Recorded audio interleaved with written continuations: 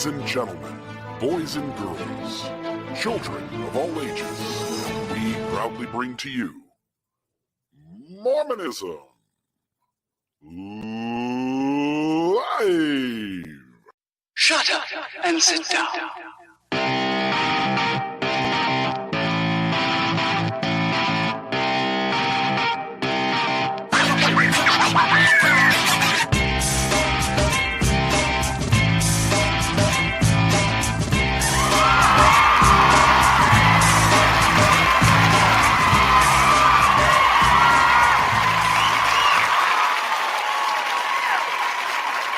Radio Free Mormon, how are you?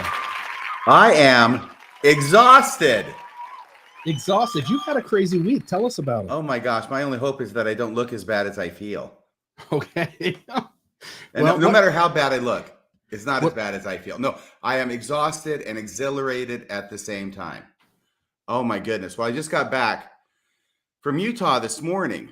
And I would say the last couple of days, I flew down there Friday, flew back early this morning. And right now I am on 36 hours with no sleep.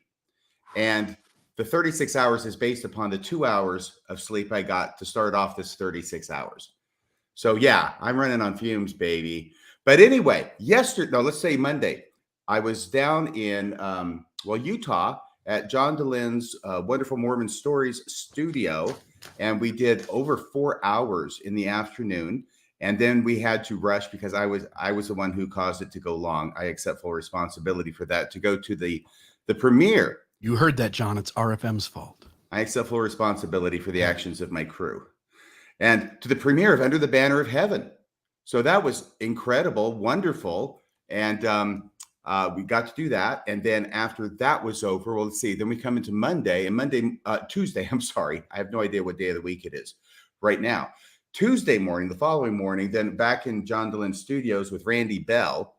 And we recorded about 3 hours in the morning.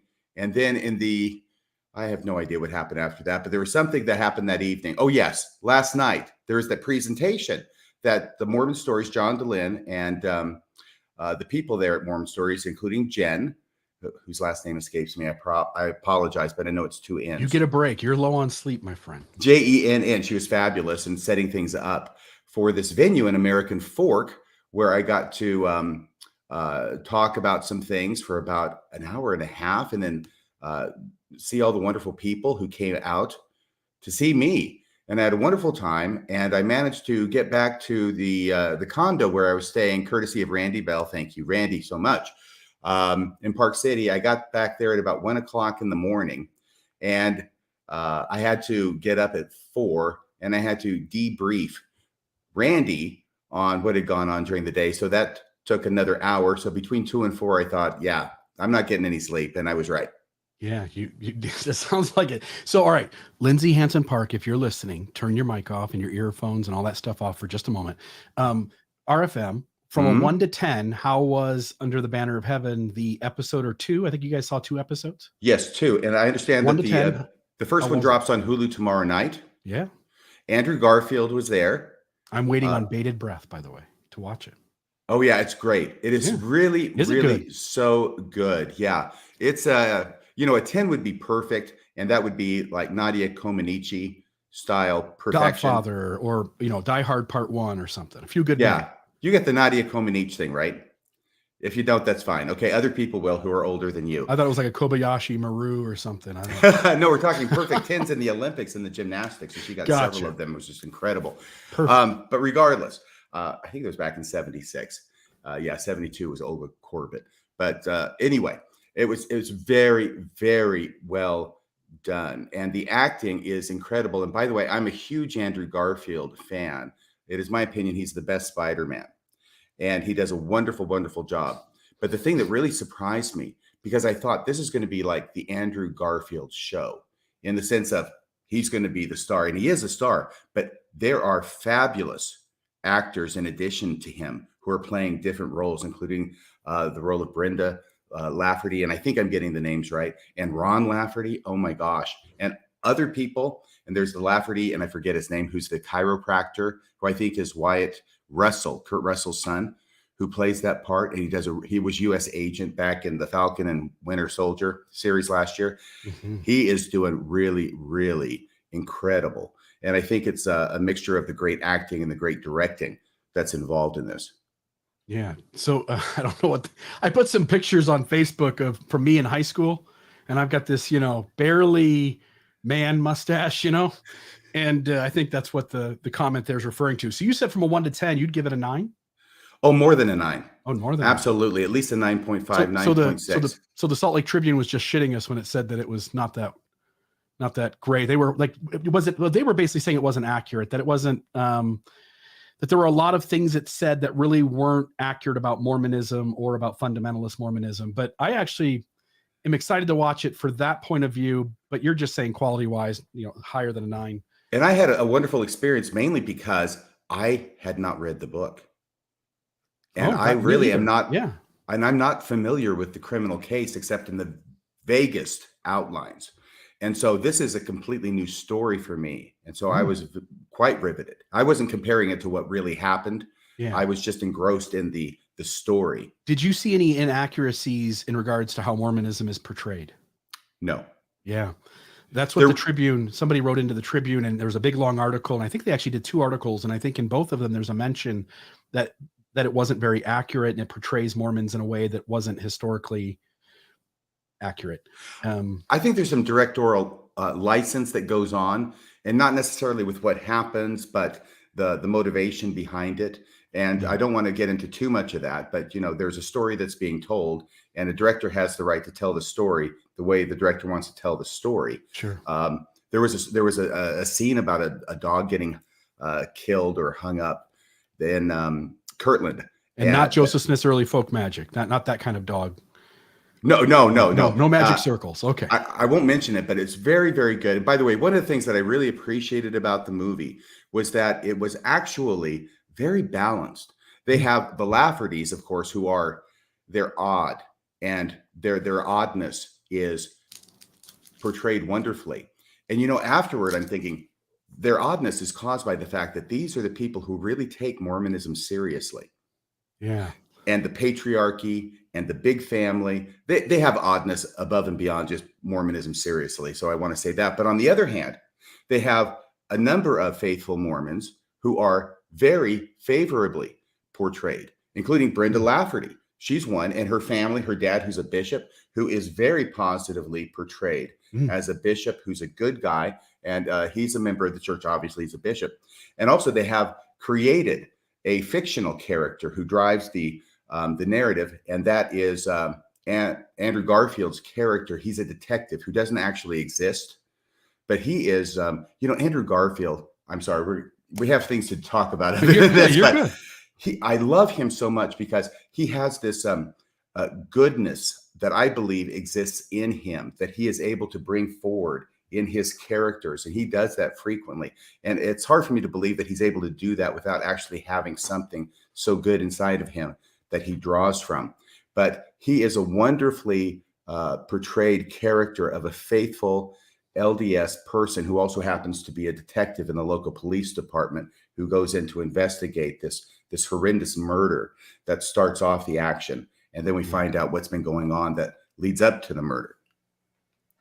Ooh, hello, Maven. How are you doing? I'm good. I had a question for you based on something that someone else has written, because I have heard that they are have portrayed, the non-Laffertys as pretty normal members of the church and in a good and favorable light. But there was someone who was, and I don't remember, so I apologize. They might even be watching, but it was somebody in my Facebook feed that said that while it was positive, it was still like really weird and foreign. And so they said they felt that most people who don't have any connection to Mormons or Mormonism would find it off-putting, possibly cultish. And I wondered if you agreed with that, or if you saw that, or if you thought that they are portrayed as like pretty normal, although faithful people.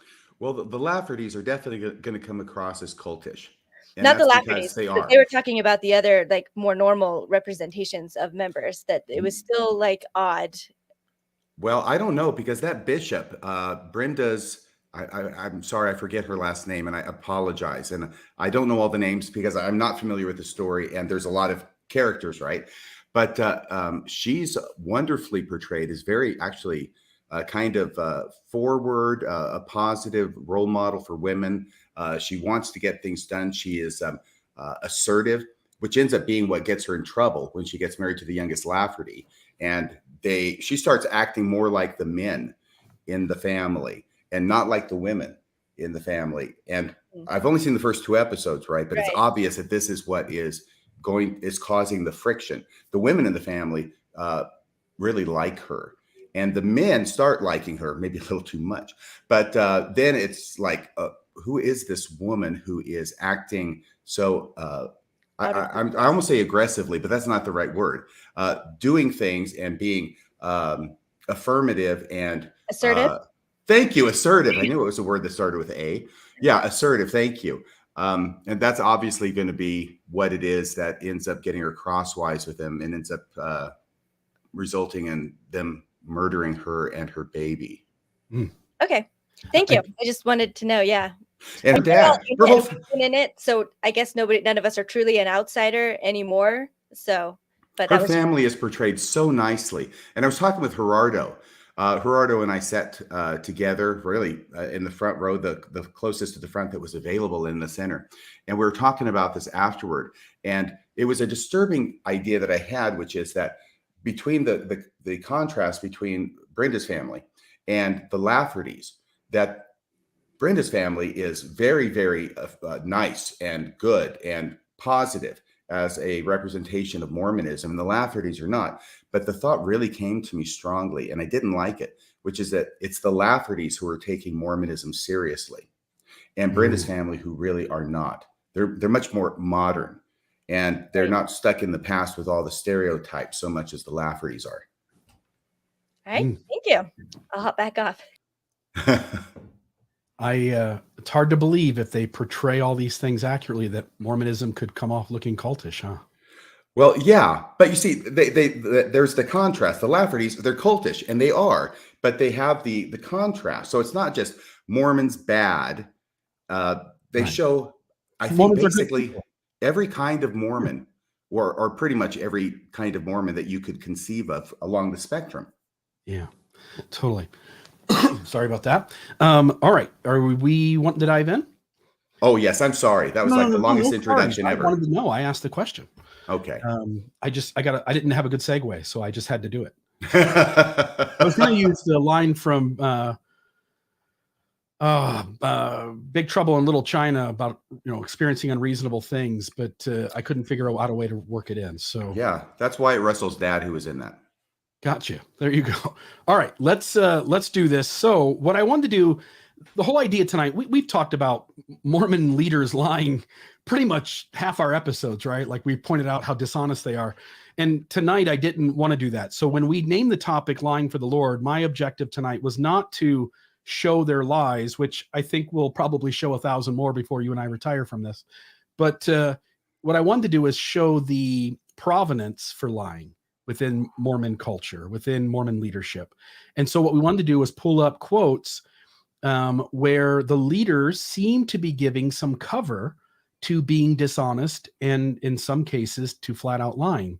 And then you begin to understand why the leaders, having framed lying as not so bad and really necessary in building the kingdom of God, you realize why leaders do lie and seem to feel pretty comfortable doing it.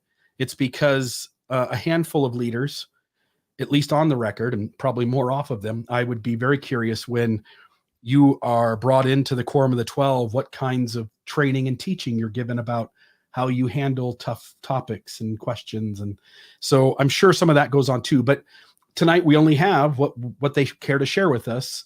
And so we're going to share some of the public stuff. So I thought I would lead off with our dear prophet, seer, and revelator, although I don't think he was prophet at the time. Maven, if you've got these, we can throw these up on the screen. And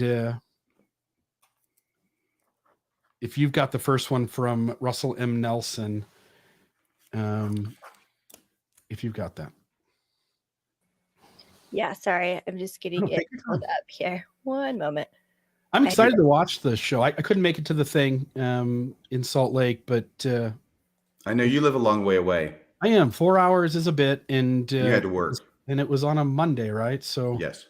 that just became a little difficult. But yeah, I had to work Monday. Otherwise, if I was completely away from the pawn shop, then I probably would have done that. So Apostle Russell M. Nelson, this is what he says. And I'll start there with the indeed. Indeed, in some instances, the merciful companion to truth is silence. The companion to truth. The merciful companion to truth. Yeah. Some truths are best left unsaid. Whoops, something's going on there. Best left unsaid. And then there's a little gap there. And then it says, any who are tempted to rake through the annals of history. I don't know if we can scroll down, Maven, or do a control F for that, about the annals of history. There it is. It's important to spell annals with 2 N's, by the way. Yeah. No, I totally. Any who are tempted to rake through the annals of history, to use truth unrighteously, or to dig up facts with the intent to defame or destroy, should hearken to this warning of Scripture. By the way, does the LDS Church ever use information to hurt people and to diminish people? You see, this, for instance, please. You see, look at you. This is going to be my one thing that I was going to be able to add to the show, and you've already grabbed it. No, I was talking with Scott Dyer prior to the show for some period of time. I'm sorry? Rameumptum Ruminations. Yes, which is a great podcast under your umbrella. Yeah. And that occurred to me because this becomes, first off, this becomes one of the main reasons that leaders of the church give for not telling the truth or not telling the whole truth and keeping those negative things about church history under wraps, is that we should not speak ill of the dead. Sometimes they'll put the dead in there, right? You shouldn't speak ill of the living, but certainly not speak ill of the dead. But as I was talking with Scott about it, it did occur to me what you just said. This is not a principle without exception as far as the LDS Church goes. Typically, principles are things that don't have exceptions. That's what makes them a principle, right? But what they're really saying is the leaders of the church, or the people in church history that we like, we don't want you to speak any ill of them. But the people in church history who are members of the church and even leaders in the church who we don't like Thomas B. Marsh or Simon's Ryder, it's open season on them.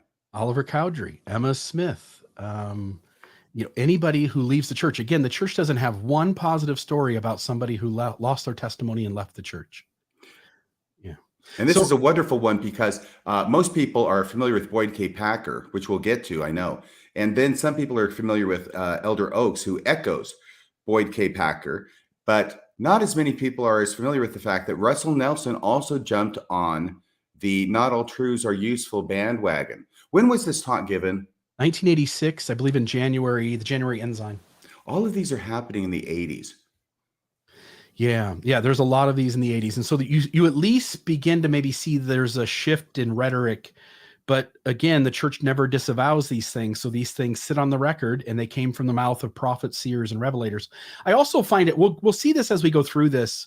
It really is up to the eye of the beholder to determine whether it's negative or positive.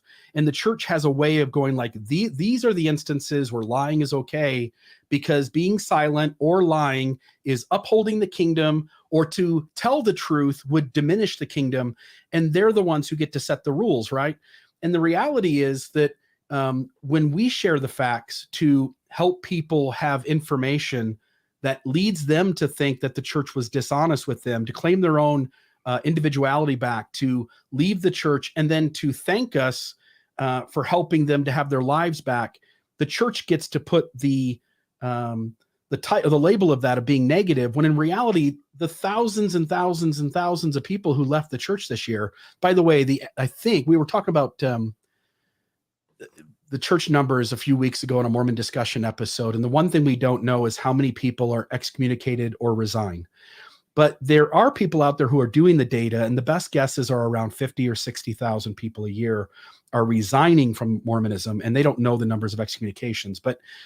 And I don't know how they get that data, but these are statisticians who work really hard to grab every little nugget and try to figure it out. Those thousands and thousands of people look at this process of us unveiling what Mormonism does and what it says and what it really stands for as being positive. But again, it's the church that gets to come along and go, nope, it's a negative thing when you tell the facts of the church and hurt people's testimonies.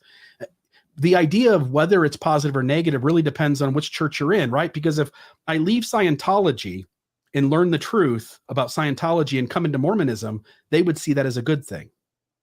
Right, absolutely. Yeah. So they're the ones who get to make the rules about what's negative and what positive. I would simply say when you dig up facts with the intent of defaming or destroying, I've got my main impetus is not to defame or destroy. My main impetus is to help people have enough information that they can make informed decisions and have their life back.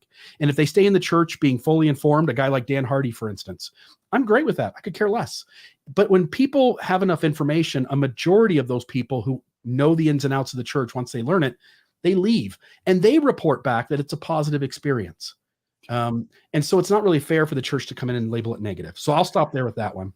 Well, my spidey sense always goes off whenever anybody is saying that there are truths out there that should not be talked about.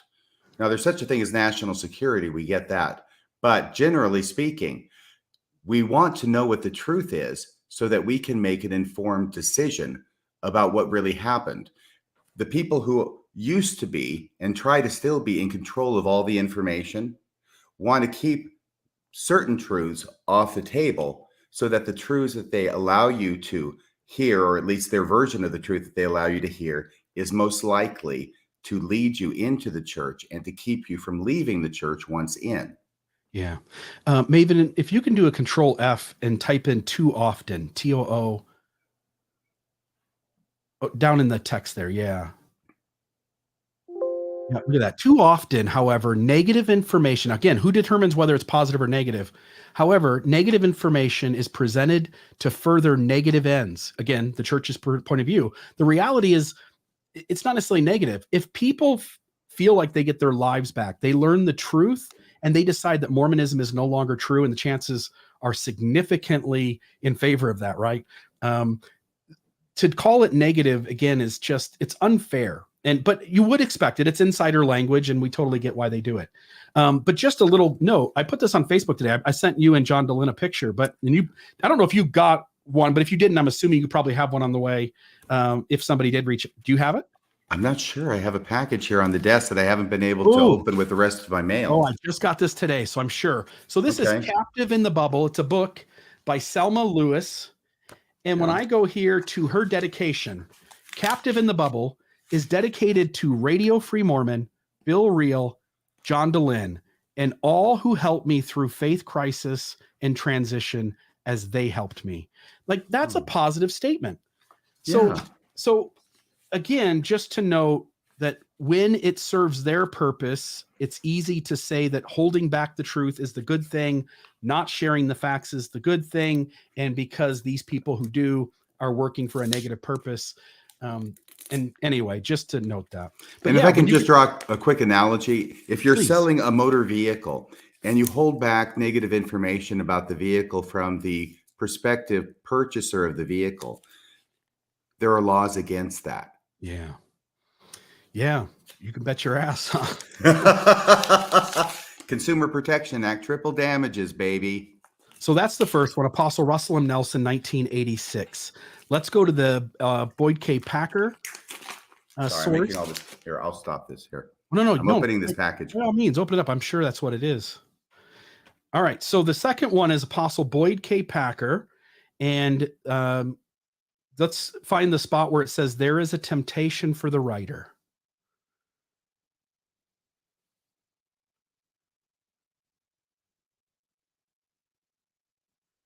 Ta-da. Second caution. There is a temptation for the writer or the teacher of church history to want to tell everything, whether it's worthy or faith promoting or not. And then that famous line, right? Some things that are true are not very useful.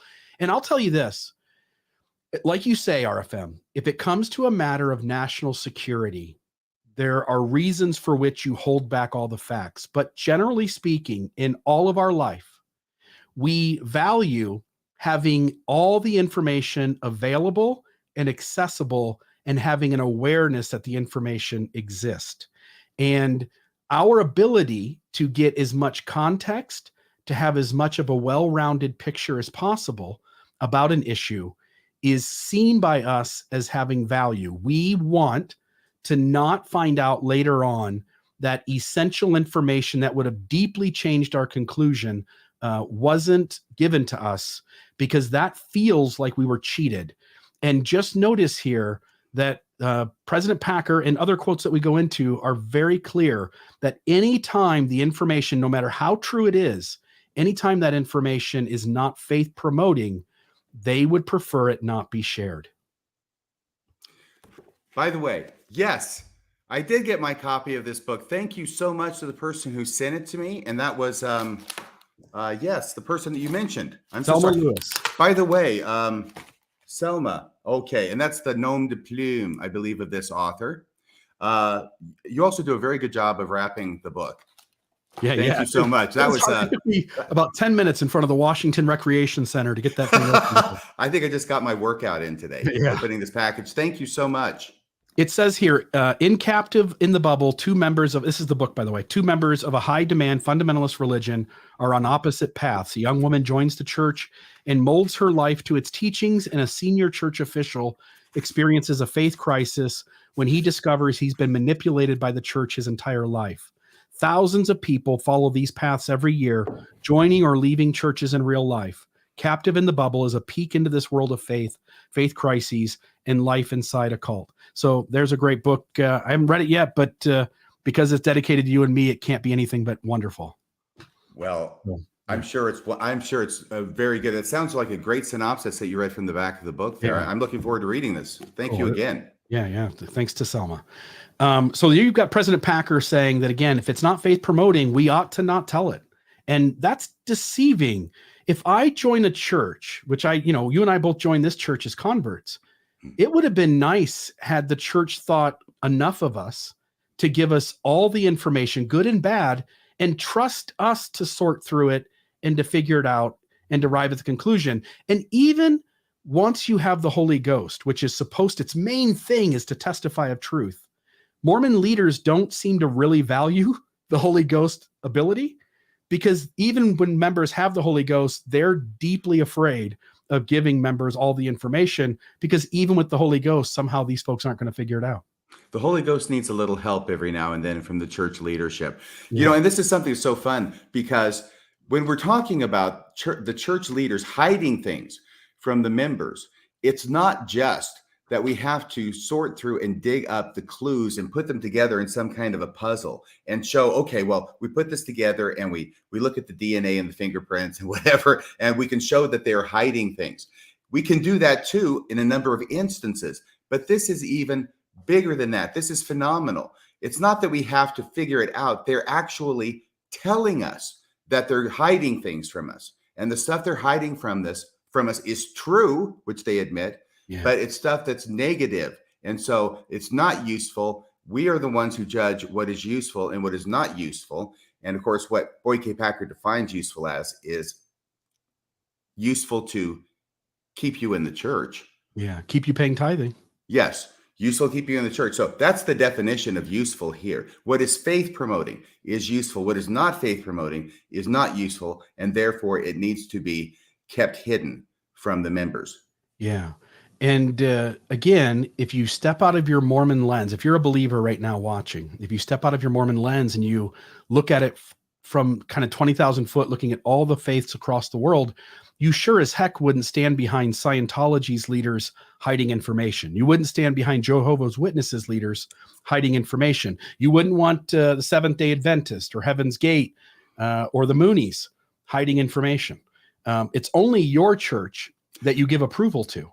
And notice that and ask yourself, what does that mean? Why does your church get a free pass on being honest, but all the other churches damn them for not doing so? By the way, you're using honesty in the connection with hiding things. Yeah. You think that's dishonest? The church does. And we'll get to that here shortly. So that's number 2. The next one is Boyd Kirkland. And if you'll pull that one up, Maven. This is in dialogue. And Boyd here talks about an experience he had. I'll read this. And I'll tell you what, RFM, I'm trying to think it would be the easiest way to do this. Just because there's so many ellipses, I think I'll have to do this. So here it is. I wrote a letter to President Spencer W. Kimball in the summer of 1980, asking why he, as well as Mark E. Peterson, Bruce R. McConkie, and other general authorities had been so vocally denouncing the Adam God doctrine, while at the same time denying that Brigham Young had been the source of the idea when there was an abundance of good evidence to the contrary. By the way, this stumped me when I was a member. For years, I held the belief that people had taken a few quotes from Brigham Young out of context. Bruce R. McConkie told me to think that way. Spencer W. Kimball told me to think that way.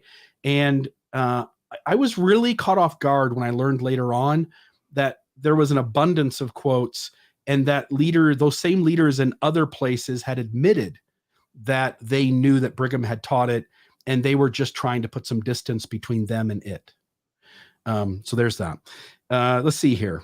Bruce R. McConkie and other general authorities have been so vocally denouncing the Adam God doctrine, while at the same time denying Brigham Young had been the source of the idea, when there was an abundance of good evidence to the contrary. For example, President Kimball said in the 1976 General Conference, "We warn you against the dissemination of doctrine which are not according to the scriptures and which are alleged to have been taught by some general authorities of past generations."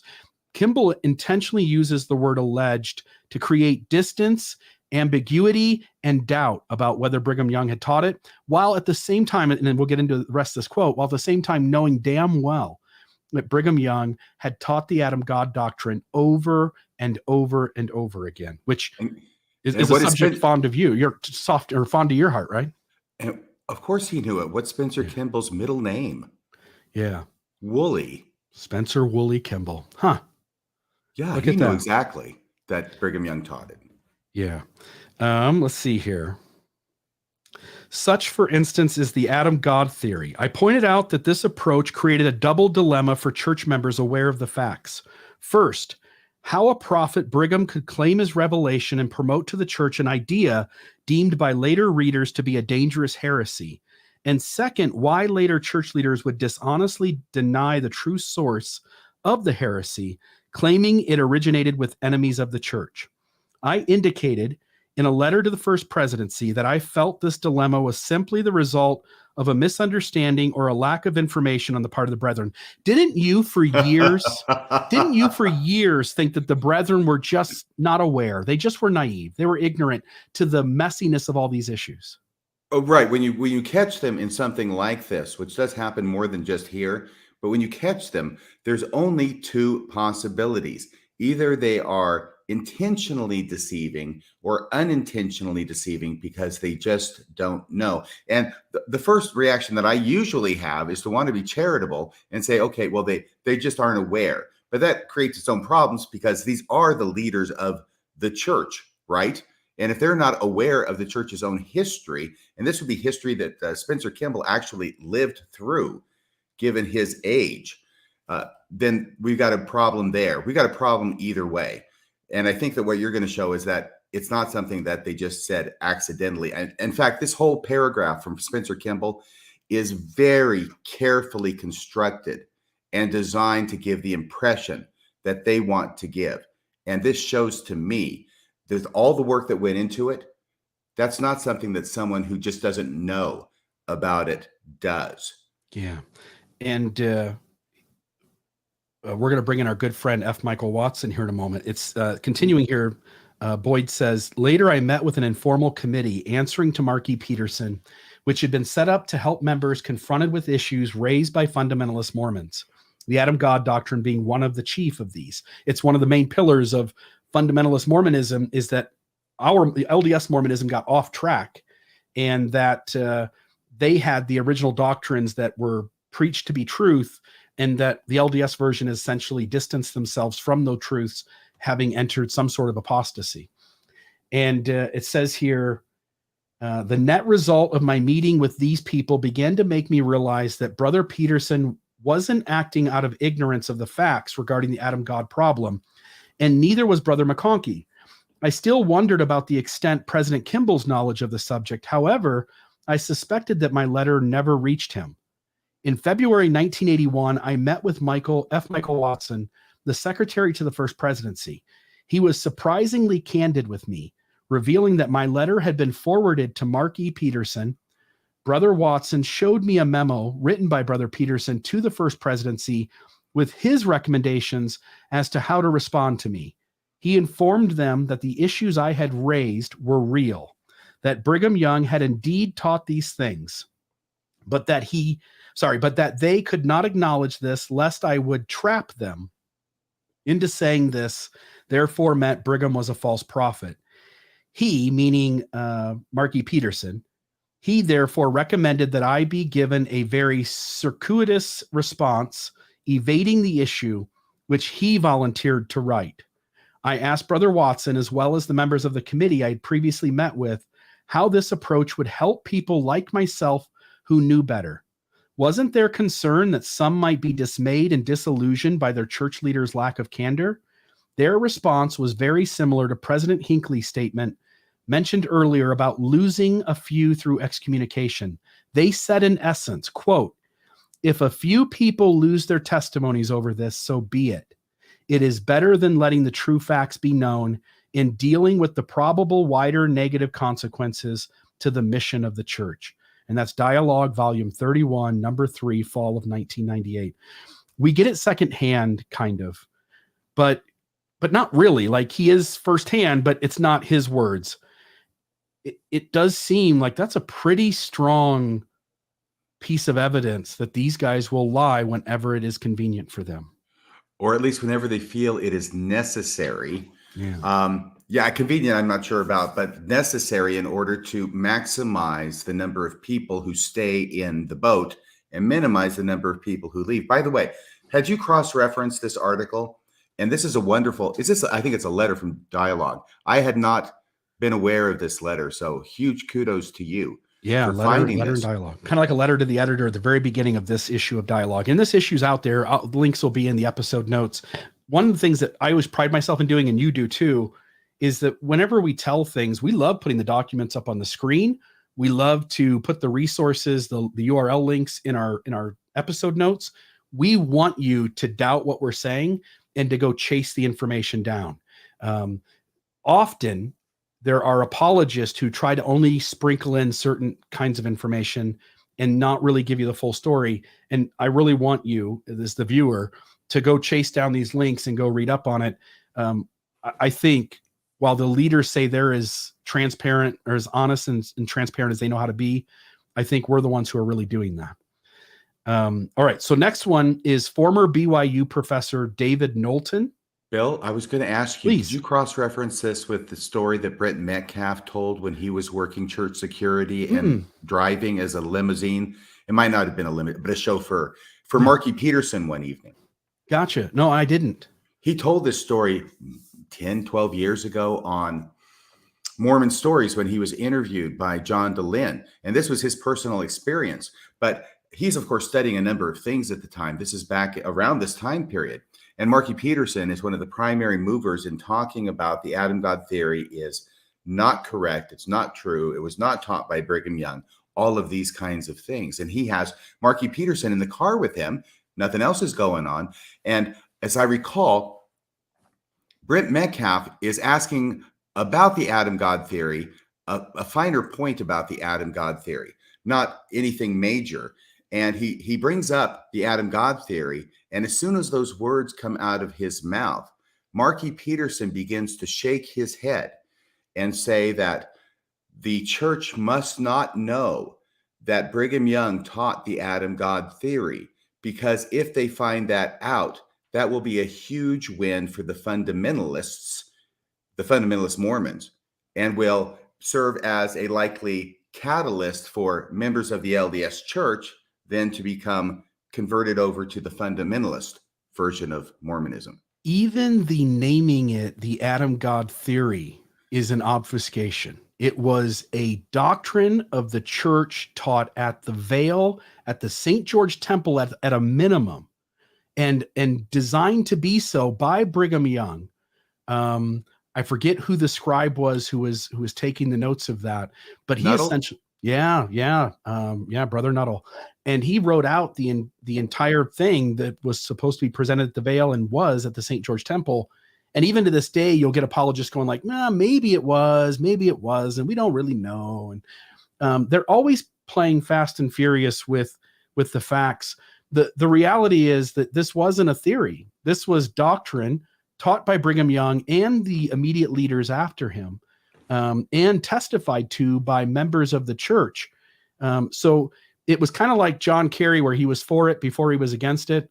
And the Adam God, what's that? Yeah. And the Adam God doctrine, the church was for it before they were against it. Yes, and just underscoring doctrine and not a theory, because a theory is a softening of it in terms of progressing away from it being doctrine, where Brigham Young said, I received it by revelation from God. And not only did I receive it by revelation, but it's binding on us, and you have to believe it if you want to be saved. If you don't believe what I'm telling you about Adam God, then you will be damned. Yeah. So that's what the doctrine is. It's a critical doctrine that's necessary to be believed for salvation and exaltation, according to Brigham Young. And then as time progresses and the church begins to move away from it, one of the first steps is to call it a theory instead of a doctrine. Yeah. So whereas it was a doctrine in the beginning, which means today it's a false doctrine, if it's false doctrine, right? So, and they would have to acknowledge that Brigham Young taught it and that it's no longer a doctrine, it's a false doctrine because it's not true. Yeah, you're absolutely right. By the way, this whole thing about Adam God and Brigham Young is really a classic instance of gaslighting by the church, where they're saying what happened is different than what really happened. And what they're really hoping is that you won't go digging into the sources yourself and find out that not only did it really happen, but when you find out that it really happened, then you start realizing that the church leaders today, or at least in the 80s when they were talking about this, were gaslighting, dissembling, and deceiving the members of the church as to the reality of this doctrine. We have at least 2, and I think 3 leaders, if you buy into this letter by Boyd Kirkland. We have at least 2 for sure, and 3 if you buy this dialogue article letter, where leaders said on the record one thing and then privately off the record admitted something completely 180 different. And that is dishonesty 101 right there. All right. Former BYU professor David Knowlton. So we'll go to the next one. Thank you, Maven. David Knowlton in Salt Lake City said, can you read that one, RFM? Can you see that? Thank you. Yeah, I know David Knowlton. We were members together at UT in the student ward. And he was very influential in my progress and my growth in the church. Love it. Yes, David Knowlton, in a television interview that aired August 16th, 1992 in Salt Lake, said, I'm ashamed, frankly, of a church that doesn't want to tell the truth. I'm ashamed of institutional lying. By the way, I believe this came, he was saying this in response to the revelation that the church actually did have a committee that was organized in order to monitor, lesser minds would call it spying, on members of the church who they felt were saying things that they shouldn't be saying, that were controversial, that were not faith promoting, that they're actually saying those unuseful truths that the church is trying to keep hid. And these other people are talking about them. So they create a committee to monitor those people. That was the Strengthening Church Members Committee, which all of a sudden hit the fan inadvertently. Right around 1990 or 1991. So here we got 1992. I'm ashamed, frankly, of a church that doesn't want to tell the truth. I'm ashamed of institutional lying. And then it says, David's comment stemmed from the church's denial, then admission that a committee existed within the church that keeps files on the activities on its members. A committee that exists to this day, by the way. Yeah. One of the funniest things is to go to that, I think it's a BBC interview where the guy inside church headquarters, he's just a guy. And he's the head of the public relations department, right? Yeah, he's high up in the public relations department. He's asked about the Strengthening Church Members Committee. He kind of plays dumb and doesn't really know how to help them. And once the interviewer is adamant that the committee exists, he goes and fetches Elder Holland or somebody else to address it and talk about it because he doesn't want to do it. Oh, and what happens actually, as I recall, is that this the interviewer. And I'm forgetting his name right now, but he's talked with people outside of this. He's done his homework, and he's found out from them that they say there is this committee. So he asks the head of the PR saying, does this committee exist? I've heard that this committee exists. And he goes, no, I've never heard of that. And then he follows up again. He says, well, people have told me that there is a committee called the Strengthening Church Members Committee. Yeah. And then all of a sudden he changes. The PR guy changes on a dime and says, oh, well, yeah, it does, but I don't know anything about it. And then the interviewer does a great job, like a lawyer, and says, okay, I just want to make sure that I'm understanding this. I asked you about the existence of it. You said you didn't know if it existed. And then I asked you a second time, and now you do know that it exists. But you're saying you just don't know anything about it, but you'll refer me over to someone who does know about this committee. Yeah. That was a lie. Yeah. And the only way to understand that is that he was instructed not to tell the truth. Yeah, this committee was a secret committee that was not to be known outside of, well, I guess the committee or whatever limited group of people get to know about it. Yeah. Yeah. It struck me as quite interesting. All right. We'll move on to the next one. Stephen Snow, assistant church historian at the time. This is in an interview with Blair Hodges for the Maxwell Institute. And he is asked a question on the church's increasing openness with regard to history. He says, "My view is that being open about our history solves a whole lot more problems than it creates. We might not have all the answers, but if we are open, and we now have pretty remarkable transparency," which means what, RFM? That prior to now, the transparency was not very remarkable. No, then I think in the long run, that will serve us well. I think in the past, there was a tendency to keep a lot of records closed, or at least not give access to information. Again, withholding information, historical items, and truths from you. But the world has changed in the last generation. Notice they are forced by the world to change. It's not that they genuinely came to the moment and go, you know what? We just need to be more honest. We're just not doing a good job. The reality is the world imposed on them that they change. With access to information on the internet, we can't continue that pattern. And then here's the money line. I think we need to continue to be more open. So even in this moment, he's acknowledging that they're still not as open as they need to be. Right. That to me is a good one. So Stephen Snow. Next one is Dallin Oaks on a PBS documentary. And is this the one about the Mormons? Yes, I believe so. And so back to the one we were just on there, Maven. I think Helen Whitney is the person who directed that. And yeah. Director, producer, yep. So Helen Whitney, yes, HW. Just one more question on that. In every church, and if you don't mind reading the answer, if you can do that, I'll read the question. In every church, in every person, there is a shallow territory, usually explained away through context. Many find information through the internet. Some would rather find things out about the church history, doctrine through teachings rather than the internet or other resources. And Dallin H. Oaks says, "It's an old problem. The extent to which official histories. Mm-hmm. Hang on a second here. Well, he also says whatever they are, so he doesn't know what he's saying. Is he saying historics or histories? Histories. Okay, it looks like. Okay, thank you so much, Raven. Okay, get rid of those.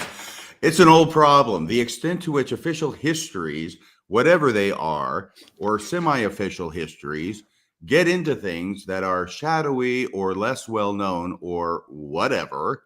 I could just picture Elder saying, whatever. That's an old problem in Mormonism. A feeling of members that they shouldn't have been surprised by the fact that this or that happened. They should have been alerted to it. I have felt that throughout my life." What is he saying? It almost sounds like he's blaming the members. Is he saying that he's had experiences throughout his life where he's being surprised by finding out stuff that he felt he should have been alerted to? Will you go back up a little bit there, Maven? Because that's how I'm reading that. Is that what he's saying? Let's see here. It's an old problem. The extent to which official histories, whatever they are, semi-official histories, get into things that are shadowy or less well-known or whatever. That's an old problem in Mormonism. A feeling of members that they shouldn't have been surprised by the fact of this, that happened, that they should have been alerted to it. I have felt, yeah, I think he's saying like all throughout our history, people, members of the church and leaders have been surprised to learn certain facts that haven't been shared with them openly. And he's felt that too. You know, he's one of the main people who are responsible for hiding it. It's more of his quotes in this whole outline than anybody else's. So I have trouble actually believing him when he says, yeah, this has been my experience too. He's like the guy in charge of the firing squad saying, yeah, I got shot throughout my life as well. Yeah. Meanwhile, he's holding the gun. Yeah, exactly. Okay. Anyway, there are several different elements of that. One element is that we're emerging from a period of history writing within the church, of adoring history that doesn't deal with anything that's unfavorable. Who chose to do that kind of history? He did. Well, the leaders of the church did. Including him. Yes, and he certainly carried the baton once it was passed to him. Okay, well, I mean, he's like the fastest guy on the relay team as far as getting that baton and going with the hiding games. So, doesn't deal with anything. And we're coming into a period of warts and all kind of history, by which I think he means we're being dragged kicking and screaming into a period of warts and all kind of history. Just a note, Elder Holland on the phone with me said the church is true, Brother Bishop Reel, warts and all. So that's a phrase that is among the leadership, by the way. Continue. Perhaps our writing of history is lagging behind the times. No shit, Sherlock. But I believe that there is purpose in all these things. Because what determines God's the behind it. I mean, there's a purpose, and he knows what the purpose is because it's his purpose that he's doing by hiding it. Yeah. He could tell us the purpose, but he doesn't. But he carries it out, doesn't he? Yeah. Yeah. This is gaslighting too. Yeah. There may have, and I'm trying to only use gaslighting in a technically correct usage, but I think this qualifies. There may have been a time when church members could not have been as well prepared for that kind of historical writing as they may be now. And by the way, this was given back in like 1990 or something. I don't remember when Helen Whitney did this thing, but it was not 95. I'm sorry, I can't remember exactly. And just remember that Stephen Snow, much later than that, said they're still not being as transparent as they need to be. Yeah, let me see here. That was PBS, right? Yeah. That's 2007. I believe it's 2007 is what it says. Or is it 2000? Anyway, I think so. But let's go on, because he goes on. On the other hand, we're going to hide stuff from you that we don't want you to know. Oh, I'm sorry. Those aren't the words he uses, but that's what he's saying. He says, on the other hand, there are constraints on trying to reveal everything. What constraints? A constraint is something that keeps you from doing it in spite of, even if you wanted to, you can't. He's the one who's putting the constraint on himself. He's the one who's hiding it. There are no constraints other than those that he is imposing upon the release of all the information. On the other hand, there are constraints on trying to reveal everything. You don't want to be getting into and creating doubts that didn't exist in the first place. Okay, now we have him revealing the rationale behind why it is they're hiding things. You don't, by which he means I don't, you don't want to be getting into and creating doubts that didn't exist in the first place. And what is plenty of history for one person is inadequate for another.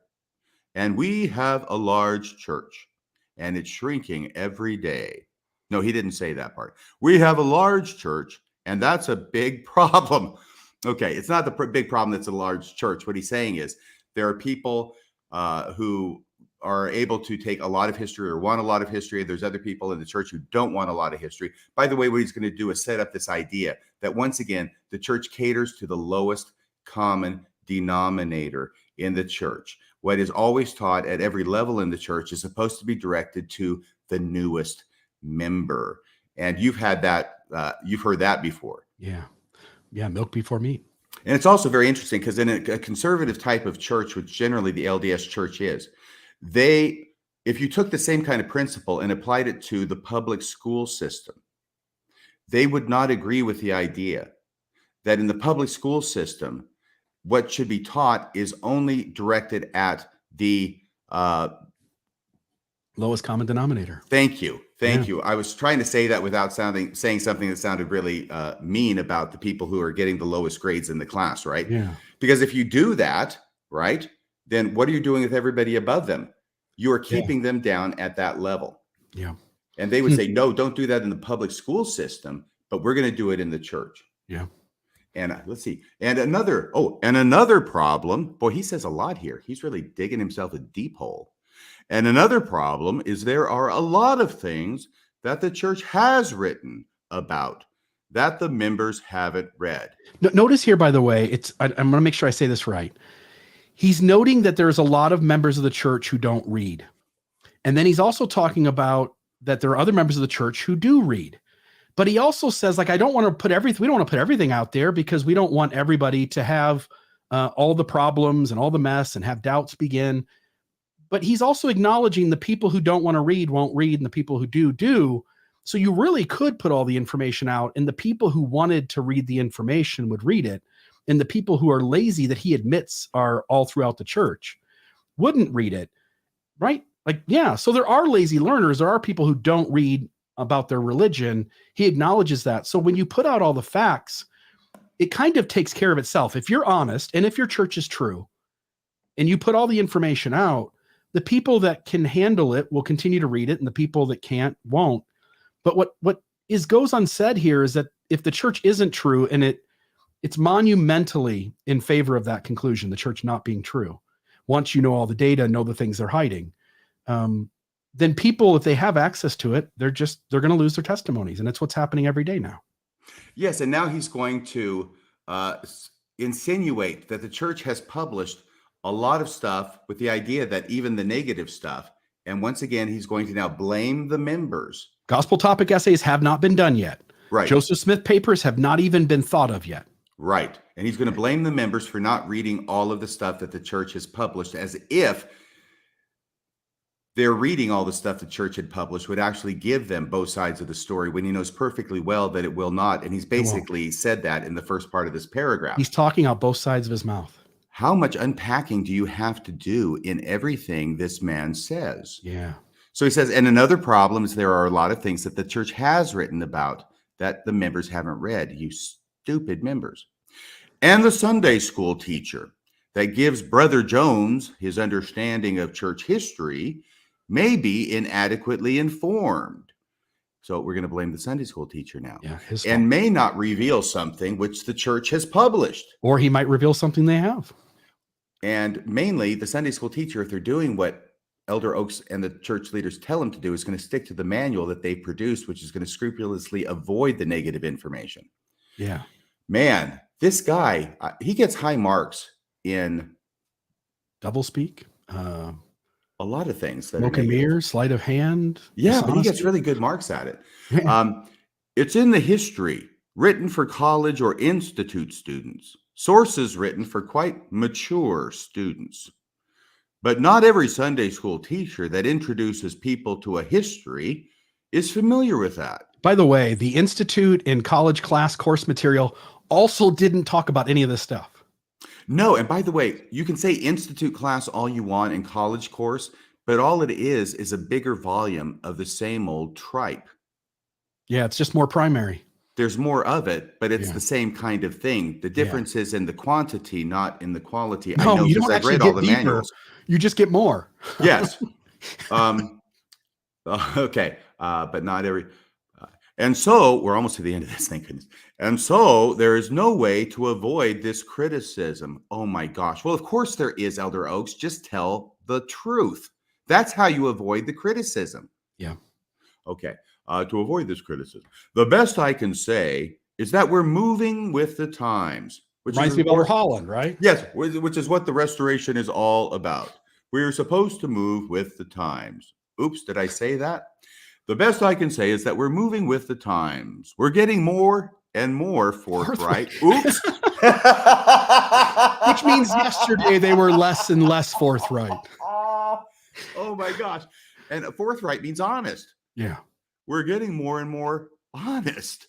We're getting more and more forthright. This is the problem, because he's answering this. He doesn't have a teleprompter in front of him. No. He's actually saying much closer to the truth of what it is he believes than he normally would.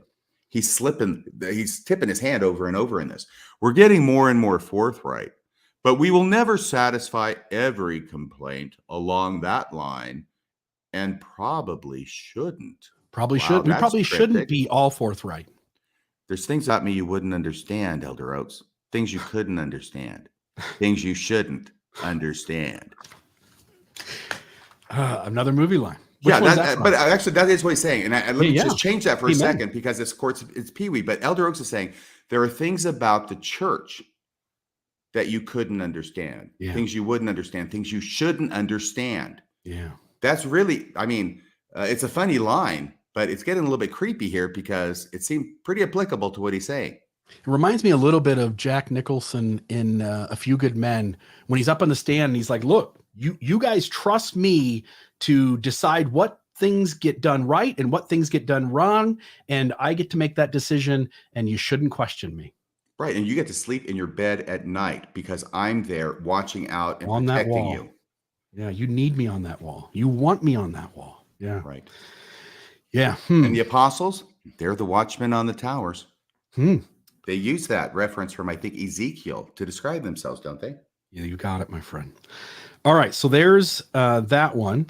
Now we'll go to Elder Oaks, and we've got a little timestamp here. We'll play a little video of him. You have that one? 5. Balance.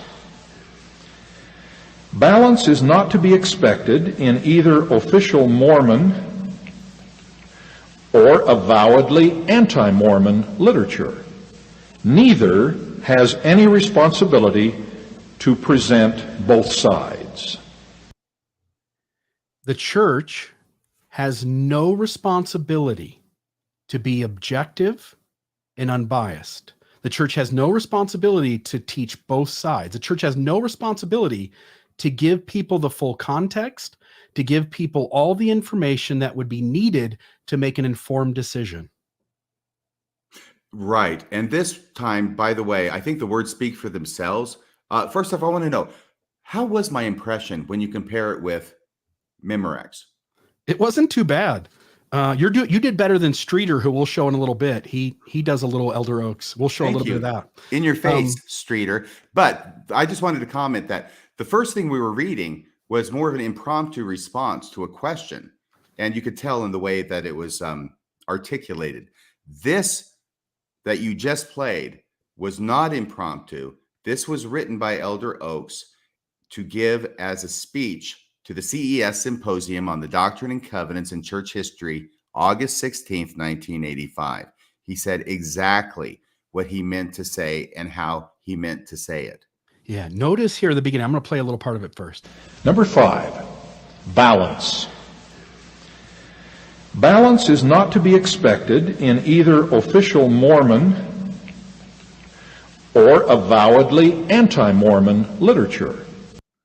And there's a part, I think, before this, or at least somehow it makes its way into the statement, but he says balance is telling both sides. And then he has this quote where he says, it's not the mission of official church literature or avowedly anti-Mormon literature. Neither has any responsibility to present both sides. What he's essentially admitting is the church is not balanced. And what means fair, right? Right. And it's saying we don't have the responsibility to tell you both sides of the story. And by the way, he kind of lets this slip because that's not what he's talking about. You know how sometimes when you have a certain opinion that you don't want to say, and you wouldn't say it if you were talking about that subject. But sometimes when you're talking about some ancillary subject, you accidentally let it slip what it is that you really believe. Because in the context, of course, this is in the Mark Hoffman debacle. Criterion of embarrassment, sort of. Yes, I guess. Yeah, but, in a sort of way, you're talking about one thing, but you accidentally show your cards on the other side of the coin. Right. And sometimes that's sort of a Freudian slip. But what's going on here is the media is just lambasting the church over Mark Hoffman. And whether rightfully or not rightfully, I think a lot of it was rightfully, he's responding to them in this talk. And what he is doing is he's talking about the media. He's not talking about the church, and he's not talking about the anti-Mormons. He's talking about the media. And what he's saying is that the media has the responsibility to be balanced and to tell both sides of the story. And what he's impugning the media for is that they're only telling one side of the story, and the one side of the story that the media is telling is making the church look pretty bad at this point. So while he's talking about the media having the responsibility to be balanced and tell both sides of the story, now he lets it slip and contrasts it with his responsibility, which is not to tell both sides of the story. But he thinks it's fair. You see, he thinks that's fair because he's going to allow the same latitude to the anti-Mormons. that they don't have a responsibility to tell both sides of the story either. This is phenomenal. Can you imagine a leader of the church talking about anti-Mormons and saying they don't have responsibility to tell both sides of the story? The only reason he's willing to give that latitude to the anti-Mormons is because he's claiming it for himself now. And in the process, he's revealing the fact that the church does believe and act upon the belief that they don't have the responsibility to tell both sides of the story. They have the responsibility to tell the side of the story that benefits the church and makes it look good. And the side that doesn't make the church look good, they have no responsibility to talk about and tell the members about. By the way, I proposed from this moment forward, the church must refer to us as the Anti-Church of Jesus Christ of Latter-day Sainters. That's what we need to do. They must use the full name of the church in calling us the opposite side of the coin, because otherwise it's another victory for Satan. Good point. Yeah. Okay. That's a mouthful, huh? So they won't do that, but then they want us to do it on the other side. That's weird. All right. So there's that one.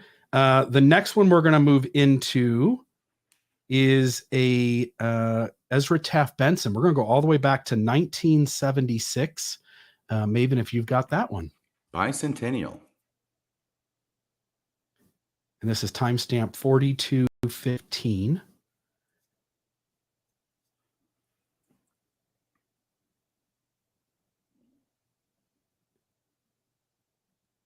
Yeah, notice, I mean, we've already got a couple of Elder Oaks, and we've got at least one more of him to go.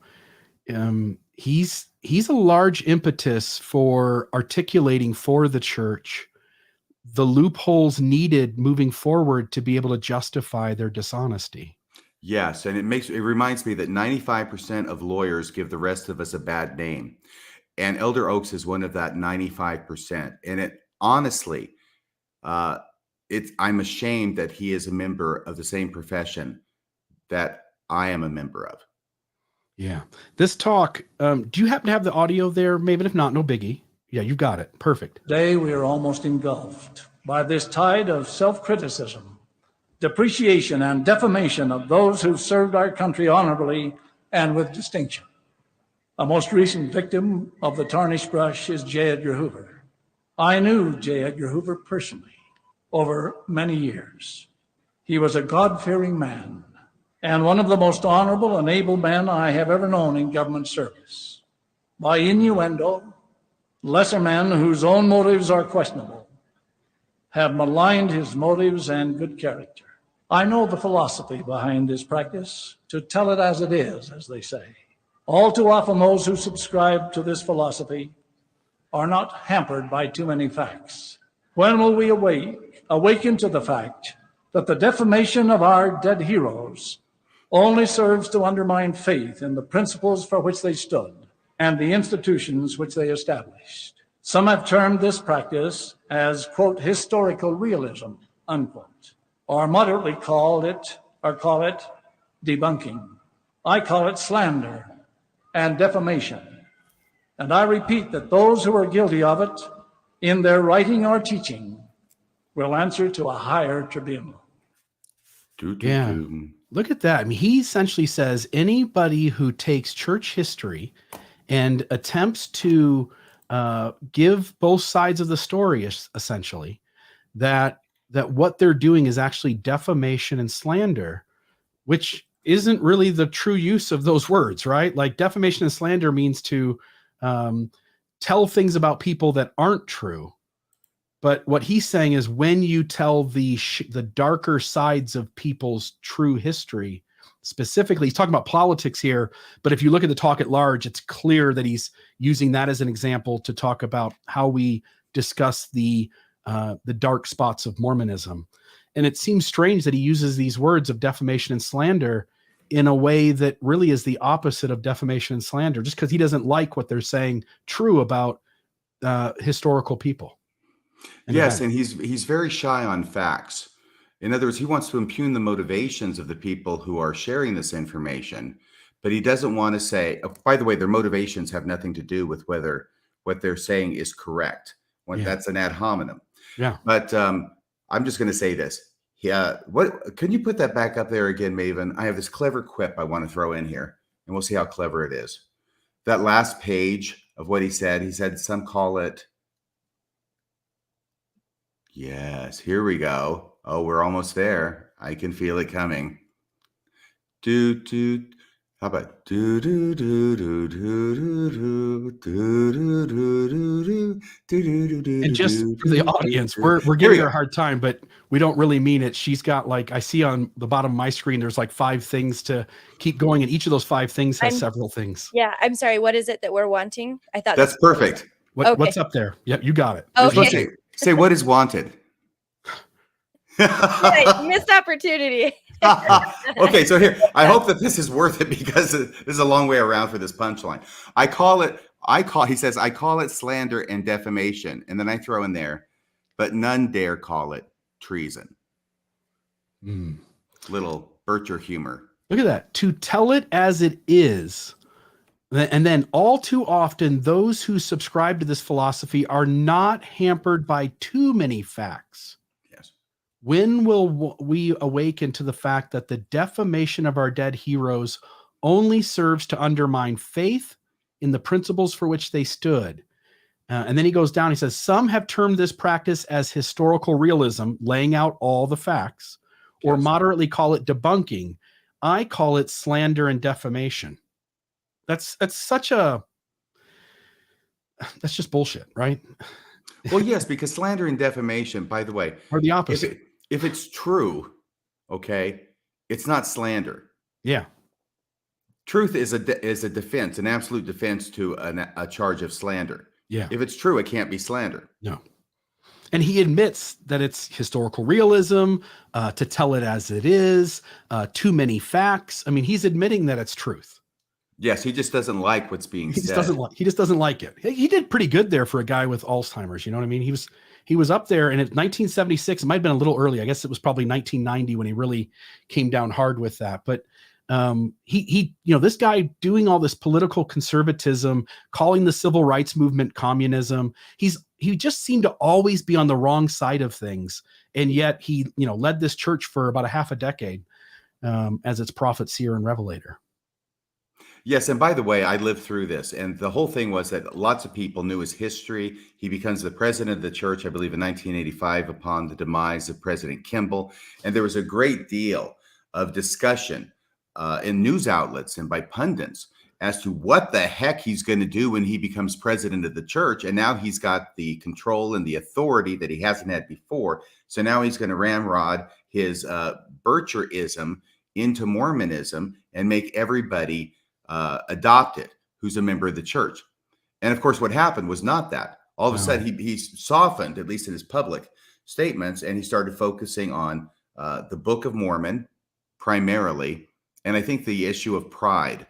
And those are the main things that he talked about. But when he became president, the fears that a lot of people had as to what he would do were unrealized.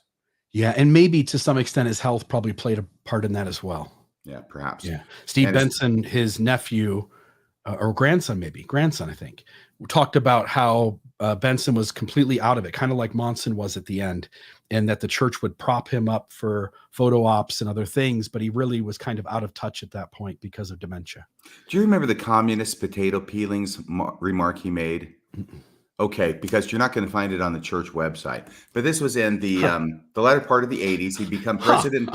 What? Just, here we are talking about how they hide things, and we're just talking about another thing they hide. So maybe you can find it. Maybe I just haven't looked in the right place. But the thing was, it was in priesthood session. I was present. I was watching it as it happened. And he's telling a story about after World War II when he went over to Europe to try and help out the people who were so destitute and the saints who were so hungry. And of course, it was war torn. And what he said was that they didn't even have bread for the sacrament. All they had to use for the sacrament were communist potato peelings, and they were grateful for them. And it was at that point where he was sort of ad-libbing. Yeah, this wasn't actually on the teleprompter, excuse me.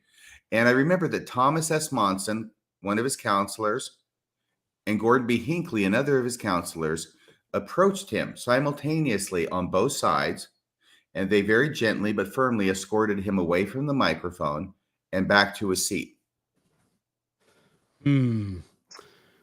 There you go. I was just trying to look it up. It's a talk, Prepare for the Days of Tribulation, 1980. And you can watch it. I'm going to have to watch this after we get done tonight, because if I do a control search for communist. And I will tell you, that's not the one that I saw, because I was on my mission in Japan at the time, and he was not the president of the church, but it may be talking about the same story about going over to war-torn Europe after World War II was over. Okay, I'll just have to, I'm going to put this in right now. I'm going to put communist, and I'll Potato look up peelings. after the show is over. Look up those communist potato peelings. They're yummy. Communist potato peelings, huh? Okay, well, there's that one. And so you've got President Benson flat out telling us that the truth is defamation and slander when it happens within politics and religion. Because the talk, again, if you go back and read the entire talk, he's talking about how to articulate church history and what the critics do versus how the church handles it.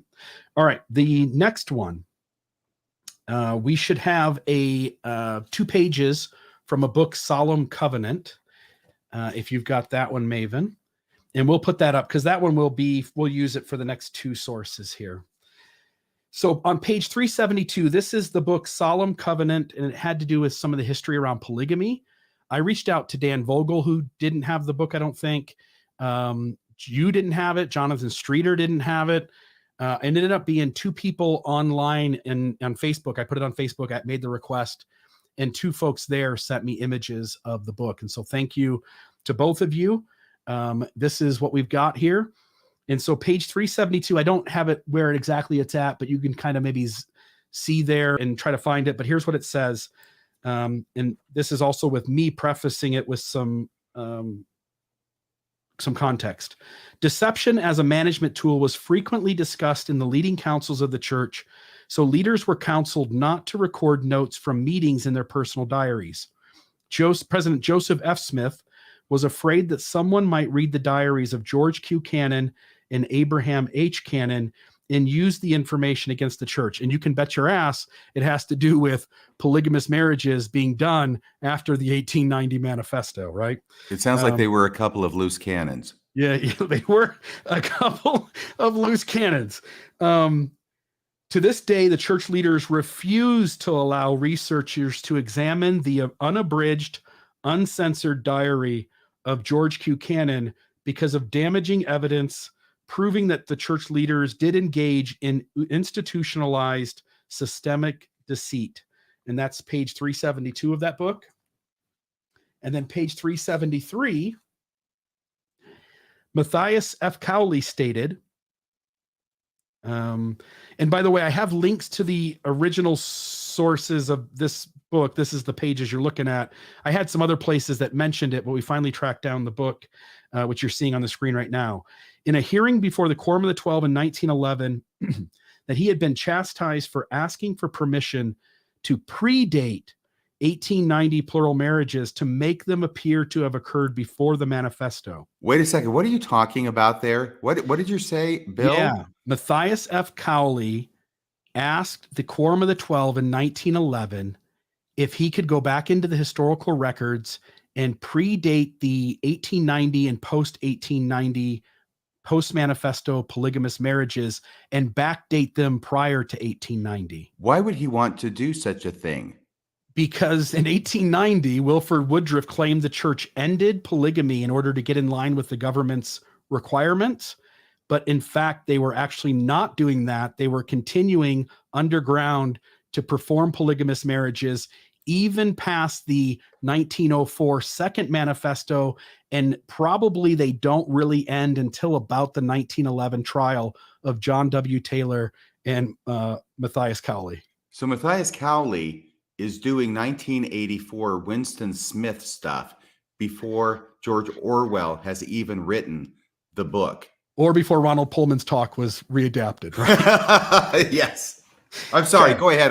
That is so delicious that I just wanted you to expatiate a little bit upon what was going on there. Yes. So to make them appear as if they occurred before the manifesto, he said he was trying to follow, quote, the training I have had from those over me. That's why I said earlier, we don't know what kind of training they get, but you can bet your ass that when you were called into as a member of the Quorum of the 12, and maybe even earlier in the higher parts of the 70, but you are trained what you can say and what you can't. And Cowley, at least in this moment, admits that he was trained on how to handle such things. So he says, training I have had from those over me, which was to act with duplicity without asking for permission in order to preserve, by the way, let me say it again, quote, training I have had from those over me, unquote, which was to act with duplicity without asking for permission in order to preserve the image of plausible deniability for the church hierarchy. Plausible deniability is an important tool used by current church leaders. Ironically, after claiming that he had been taught to lie by previous leaders, Matthias F. Cowley also claimed, quote, I am not dishonest and not a liar and have always been true to the work and to the brethren. And there's an ellipses there, we have always been taught that when the brethren were in a tight place, that it would not be amiss to lie to help them out, unquote. So that's Matthias Cowley saying that. He's admitting that they have been trained when necessary to lie. Wow. Well, if you're admitting that you're a liar, are you being honest? You are in that moment, aren't you? So I guess I can understand why he's saying that he is honest. He's an honest liar. He's not a liar because he's admitting he lies. Yeah. Except in the moment where he lied, you wouldn't have known he lied. Exactly. Okay. All right. That takes care of those ones. The next one is a famous one. We've got a little video footage we can put up there. This is also Elder Oaks. This is Elder Oaks, I think, the third time. Has this man been disbarred yet? It's wrong to criticize leaders of the church, even if the criticism is true. That's like the God makers. Even I get a God makers vibe off of that, but it's really him. It's really he, I should say. Sorry, Mom. It is really he. It's really Elder Oaks really saying those words. It is. It is wrong to criticize leaders of the church, even if the criticism is true. In other words, even if you have the truth to say, if it is going to be put a negative connotation on what that leader said or did, then you're better off keeping your mouth shut and not saying anything. It's the old adage, right? If you have nothing nice to say, don't say anything at all. Right. Or as Mae West said, if you can't say anything nice, come and sit by me. But really, the whole rationale for it, which is talked about by Elder Oaks, and he's actually quoting from someone before him, and I can't remember who it was, but it's many decades before. This isn't something that started with Elder Oaks. He's just most famous for it. He says the reason why is because if you criticize a leader of the church, you're going to be hurting the church. You're going to be hurting their ability to perform their job as an apostle of Jesus Christ. So the whole thing is this: the church is the most important thing. The image of the church is the most important thing. And therefore, the image of the leaders is the most important thing. And we want them to be able to do their jobs the most effectively possible, which means getting people to join the church and keeping people from leaving the church. And having tithing and baptize their kids. Yes, and that is why you are not supposed, and it's wrong, not just not supposed, it's wrong. It's a moral problem if you speak the truth about a leader of the church when that truth is unfavorable. Yes. So there's that one. And now we can go to President Boyd K. Packer, and this is on the bearing of testimonies and how you get a testimony. Do we have that one, Maven?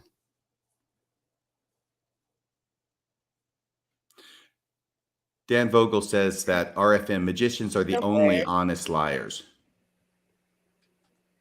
I did have it, but maybe I lost it. Boyd K. Packer. Yeah, it'll be in the outline with the hyperlink too, if we want to do it that way. Okay, sorry. No sweat. Take your time. And we have such an intelligent audience that I think a lot of them are already anticipating. They know what it is. I'm not sure Donald knows. Donald may be the one who's surprised in the audience, if he's still with us, when he's going to learn about how it is that Boyd K. Packer says that we get a testimony. And shockingly, he doesn't say we get it by reading the Book of Mormon and praying about it and fasting. No, we get it through the illusory truth effect. Ah, goodness. If you say it enough, then you become to believe it. Yeah. And when you come to believe it after saying it enough, that's the definition of a testimony.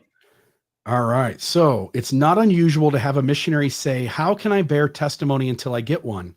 How can I testify that God lives, that Jesus is the Christ, that the gospel is true?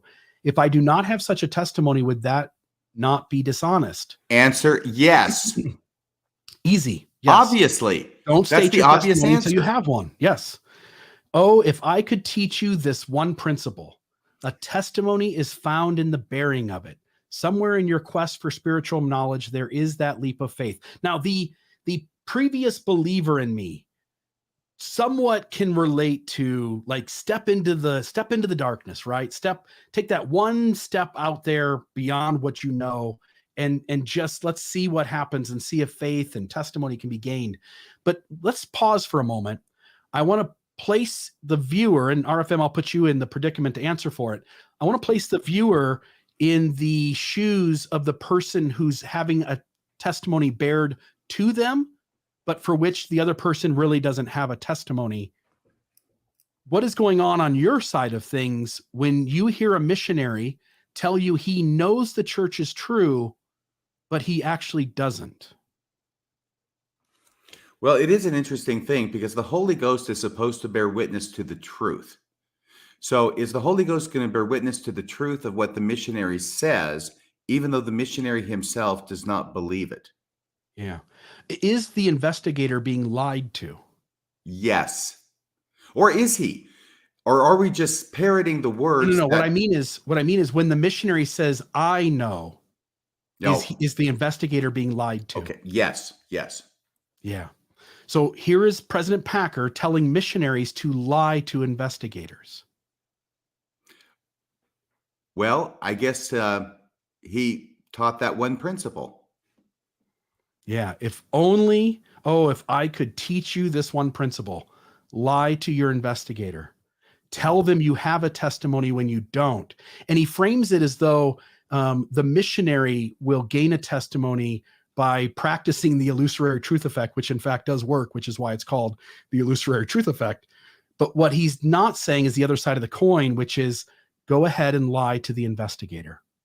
Yeah, the idea is if you lie often enough, then you will come to believe your lie is true. We have always been at war with East Asia. Oh my gosh. By the way, on my mission, and a lot of people probably have a similar experience. On my mission, we had a missionary who was having a lot of trouble. He ended up going home early in spite of the best efforts of those around. He was in my ward when I was a district. My ward. I didn't have a ward. I had a branch. When I was a district leader, my district. Okay, missionary lingo. It's been a while. Sorry. But anyway, he was from Southern California. I don't remember his name. It's not important. But he actually had a moral dilemma that he did not know. He did not have a testimony. And he insisted on not saying that I know, in Japanese, of course. He would not say that because he didn't know. He actually had integrity. It was a remarkable thing. It was also a huge pain in the ass because all they had to do was follow the freaking discussion, which was written for him to memorize and say, shite imasu, which means I know at the end of the sentence, instead of shinjimasu, which is I believe. And he kept saying, I believe. And it was driving everybody bonkers. Can't you just say, I know? No, he wouldn't. He would only say, I believe. And it was like, for us other missionaries, it was sort of like, well, it wasn't the end of the world, but it was a real problem that he wouldn't say, I know. So what ended up happening is that the person with the integrity in the group, I'm not saying that I didn't have integrity because I believed I did know, okay? But he's certainly exercising his integrity. And that became a problem that had to be fixed. Yeah. And notice too that the missionary curriculum, the way you're supposed to present the lessons to the investigator, does not take into account whether you know or not. They automatically go, whether you do or not, these are the words you're going to say, and you are to say that you know. Yes. Yeah. It seems like we're taught to be dishonest from the very beginning in Mormonism, which then reiterates the famous quote by you, Mormonism makes liars of us all. Is that on the back of that t-shirt yet? Yeah, I think there is supposed to be a t-shirt out there. We have to go check the gift shop. By the way, go to any of Mormon Discussions podcasts under the umbrella. click on the gift shop and you'll go to see the merchandise, t-shirts and other things with quotes from the show and images of RFM's logo and other things. So if you want that kind of stuff, we get a pretty good portion of that thanks to xmoshirts.com. I did want to bring up that there's a movement afoot on the Backyard Professor t-shirts to have on the back the words, "Yeah, baby." Yeah, baby. Oh, he's killing it, by the way. He puts out these things usually on Sundays, I believe, and he's getting quite a bit of participation. I will affirm that. I know it is on Sundays. I'm bearing my testimony to you. You know it. It's It's good on stuff. Sundays. It starts at 6:00 Mountain Time. There we go. Every Sunday. All right, the very last one we'll do, and this one, guess who this one is? Do I get a hint? No hints. No hints. No hints? Who is this? To lie is dishonest. Is it going to be Elder Oaks again? I don't know what this one is. What do you got here? Oh, this is, yes. Oh, this please. is the church itself. I'm glad. Is the manual. I'm glad because I wanted to do this and I forgot about this. There you go. So when the church continually talks about it's okay to withhold things, and that's a solid, there's solid reasons to do so. Notice what the church actually teaches its members about honesty. This is chapter 31 of the Gospel Principles book. We can also intentionally deceive others by a gesture or a look, by silence, or by telling only part of the truth. Whenever we lead people in any way to believe something that is not true, we are not being honest. Can you believe they actually put that in there? It is amazing, isn't it? Because they're condemning themselves out of their own mouths, but they don't. This is hypocrisy 101. Actually, it may be 201. It could be an advanced course by this point. What? It might be gaslighting. And they expect that the members are not going to catch them. I mean, it is designed to not be caught, but obviously there's one set of rules for members and one set of rules for the leaders. Yeah. So keep this quote fresh on your mind as we go into the very last one. And the last one is also Elder Dallin H. Oaks. Ta-da! Yeah, I got it. So let's show the article first so that we can show that the article exists. And it's really long. I mean, it took Streeter about 36 minutes or so to read the whole thing. So we're not going to read it all. Oh, this is the one that Jonathan and I did a couple episodes on a year or two ago. Yeah, Was Elder this the Oaks is address? not a liar. This is the address that he gave to, was it 19? I can't remember, but it was at the 20th anniversary of Reuben J. Clark Law School, where he gives an absolute primer on how to lie. And actually, that's what it says. Gospel teachings. Can you get up to there? I remember this. It's not gospel teachings on telling the truth. No, this lawyer is talking to a bunch of other lawyers who graduated from the law school. And if you can just go up to the top of that article, Maven, the title itself is wonderful. Gospel teachings about lying. It's not about telling the truth. Gospel teachings about lying. And all of this article is essentially laying out when it is appropriate to lie. And he's saying basically that this is the gospel teachings about when it's okay to lie. Yeah, absolutely. So this will also be in the show notes if folks want to go read it. It is full of beautiful gems. We'll go over the main highlights here really quick, but let's go ahead and play some of the video. I think it's hilarious. If you happen to have the outline nearby, Maven, you may not have seen this in time, but in this section of the outline, the third link in that section is Streeter doing his thing. And I can actually, okay, there you go. You got it. Oop, sound. So this is an animated thing that Jonathan did, and he's supplying the voice, but the words you're hearing are actually the words from the article, which means these are the words that Elder Oaks actually said. So it's an animation, but it's an authentic recreation of what it was that he really said. And with the way deepfakes are progressing, they're not even going to need Ronald Pullman to get back up at the stand anymore. Like, you can just make Ronald Pullman magically be up there and say whatever the hell you want him to say. Yeah. It's a brave new world. It is. Oh, we don't have any sound, Maven. You might have to share the screen, get off and put it back on and share the sound.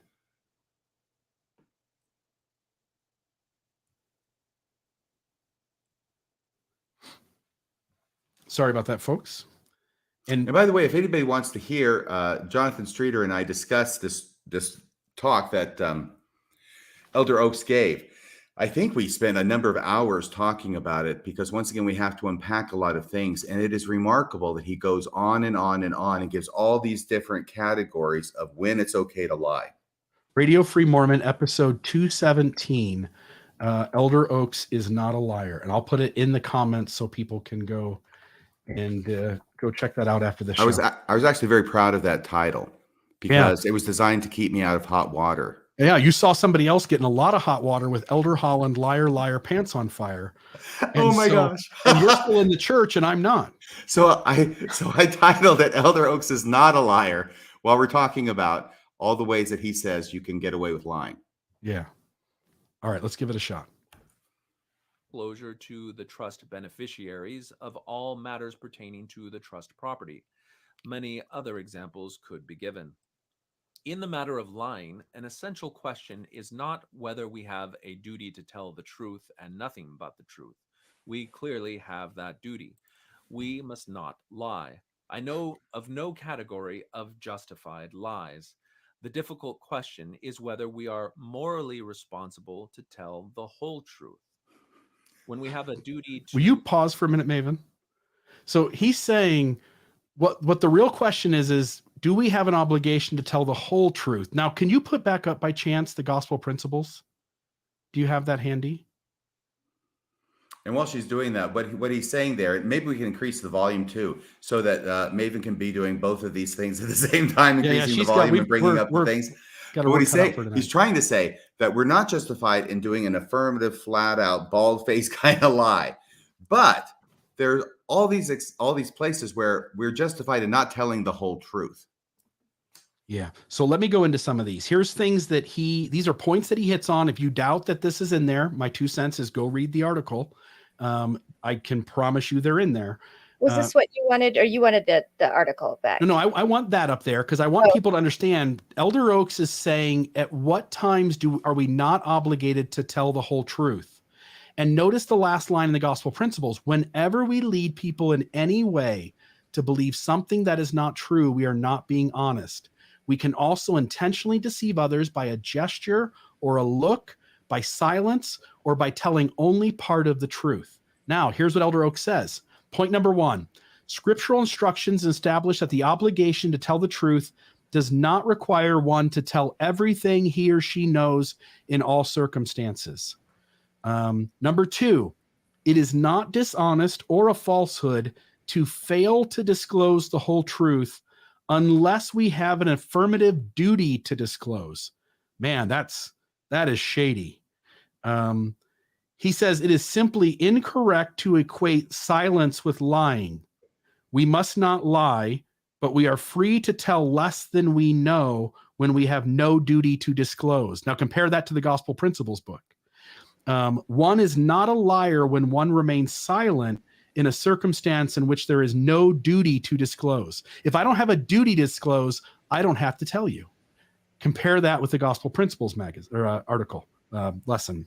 Number 3, therefore, we must determine whether we have an affirmative duty to disclose the truth. Now, again, he's talking to lawyers, but he also titled it Gospel Principles Around Lying. So it's not really easy to parse this out as just legal mumbo jumbo. This also seems to be gospel related since he's bringing scriptures into play. All right. And notice too that most of the general authorities end up being lawyers. I'd be curious to know how many of them went to school at BYU and get this kind of instruction on a regular basis. Number 3, therefore, we must determine if we have an affirmative duty to disclose the truth. Number 4, we must also determine whether we have an affirmative duty to not disclose the whole truth. He says reasons that justify incomplete or partial disclosure may include loyalty to those we love. And I get that. I feel myself being tugged at when my kids are in trouble and I'm trying to protect them. I get it. I understand the feelings that go with it. But there also is a line, and he doesn't seem real apt to want to say there's a line and to talk about that line. And what he also says, and what happens when Joseph Smith is categorized as a one that is loved. Yeah. And you get to say whoever you love. I love the Quorum of the 12. I love the First Presidency. I love Joseph Smith. I love Brigham Young. And then all of a sudden you have a loophole, right? Right. You have an affirmative obligation to not disclose all the truth. He says another reason for not disclosing all the truth. Sometimes there are other reasons, not named, just other reasons. Number 5, additionally, there are many sacred things we do not discuss. Number 6. Oh, and by the way, yeah, please notice that what that means is as soon as you take anything that you don't want to talk about and label it as sacred, you have created your own loophole. Yeah. It's kind of like a Texas sharpshooter kind of, huh? Mm-hmm. Well, you can label it as long as you get the power to define what is sacred, then you get the power to label what you should not disclose. Number 6, we are justified in withholding things from the world in order to preserve ourselves and safeguard the work which we are involved. We may even be commanded by God to do so, which also means we may not be commanded by God to do so, but still do it. And that was the last one. So those 6 points, again, if you read this entire talk, Elder Oaks, within the umbrella of the gospel teachings, tells the students at BYU Law School how they can get away with lying. Yes, it's insane. It's amazing. And if you take him literally, and by the way, like I said, Jonathan Streeter and I spent hours on it. I know we only have a brief period of time this evening, but if you look at those and apply them, you can justify not disclosing anything to the members. Right. Anything that you do could be put under any one of those umbrellas of cover. Yes. Yeah. Amen. All right. I'm going to put the thing up for the calls. I'm going to try to get really quick into the call-in or the call-in studio. Did you want more of the video? I can't make it louder. No. We don't need more of it. I thought it was just funny to see Streeter imitating Elder Oaks, and the talk is too long, and these sections are not all right next to each other, so it would have been really tough to do that anyway. So give me just a second, and we're going to try to get here into calls. Any thoughts in general, RFM, on all that was, we talked about tonight? It seems like once you understand the full scope of Mormonism, it becomes pretty demonstrable that the church lies a lot. And then tonight we basically gave you their justification for why they do it, or at least give them the room to do it. Yeah. And if I can talk to Donald personally, mano a mano here for a second, this isn't our fault. Please don't blame us for saying that the church is hiding things or that church leaders are lying. And lying is a strong word, but it's a technically correct word because that's how it's defined in the church's gospel principles manual. But let's just say deceiving the members. All right. It's not us who are saying it. It's the leaders who are saying it. And we're just pointing out that the leaders are telling you that they're going to hide things from you, that they're going to deceive you. And so please don't blame us for bringing up what the leaders have said. If you've got an issue, it shouldn't be with us. It should be with the leaders that we've quoted. Yeah, it should be with the leaders that we quoted. You should take issue with the Gospel Principles book if you want to justify their lying. And we should remove that section of the Gospel Principles book because they want the members to believe a standard of lying different than the standard they practice. Yes, exactly. And this is one of the great disappointments to me as I began to realize as an active, believing, faithful Latter-day Saint, was that the church leaders did not hew to the same standards that they told us that we needed to hew to. In fact, there used to be the last question in a Temple Recommend interview. Are you honest in all your dealings with your fellow men? That was a few years ago. But are you honest in all your dealings with your fellow men? And that's the last one. It's the catch-all, and it's the one that usually I always had to think about, well, that could cover so much ground. But yeah, I think so. I really try hard. The disappointment comes when you find out that the leaders who wrote those questions that you have to answer correctly in order to get to the temple don't follow that at all. They should not be allowed to get in the temple by the standards that they themselves have set because they don't qualify to enter the temple. Yeah. Don't punish the people pointing it out. Hold the people accountable who don't live to the standards that they teach the rest of the church to live to. All right, so we've got a couple callers already. It is the Victory for Satan segment of the show, because you get to punch in Mormons on your phone. You can go to, so you can join Mormonism Live there at the bottom. It tells you what the number is by calling 662 and then the numbers associated with the word Mormons, or 662-667-666, my favorite number, with a 7 there at the end. Good old lucky 7 to finish it off. We've got Travis on the line. Travis, you are on Mormonism Live. How are you doing today? Hi, Bill. How are you? Good to talk to you. Good, And yeah. RFM, I was in American Fork last night. Thank you so much for coming. It's What a pleasure. coincidence. I was too, Travis. Look at that. Yeah.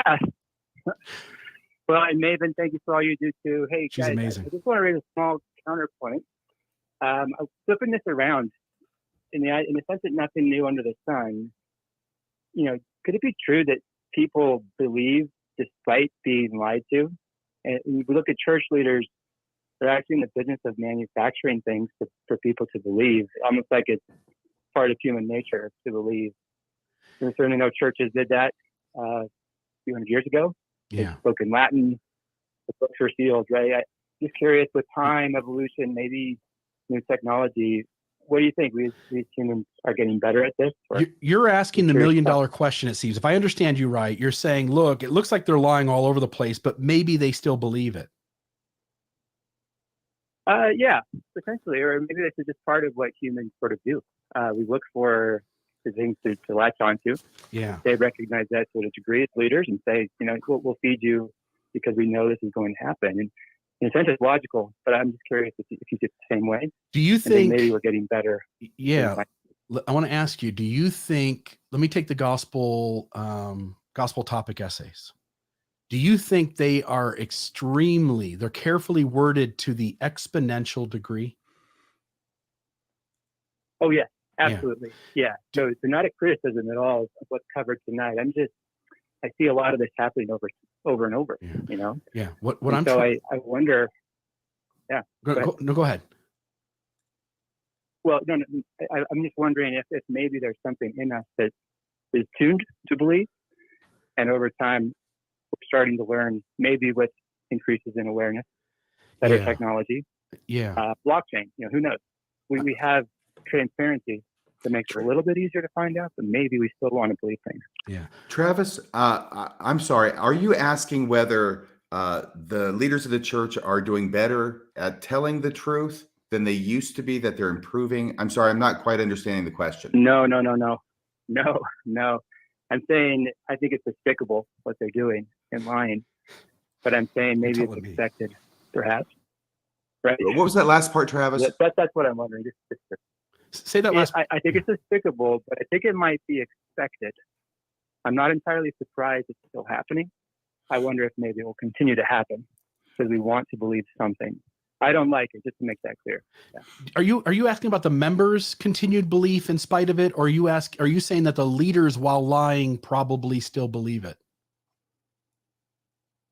I'm asking more about the members, from the members' perspective. I think that the leaders will do what members allow them to. Maybe we collectively are helping them get away with some of these things.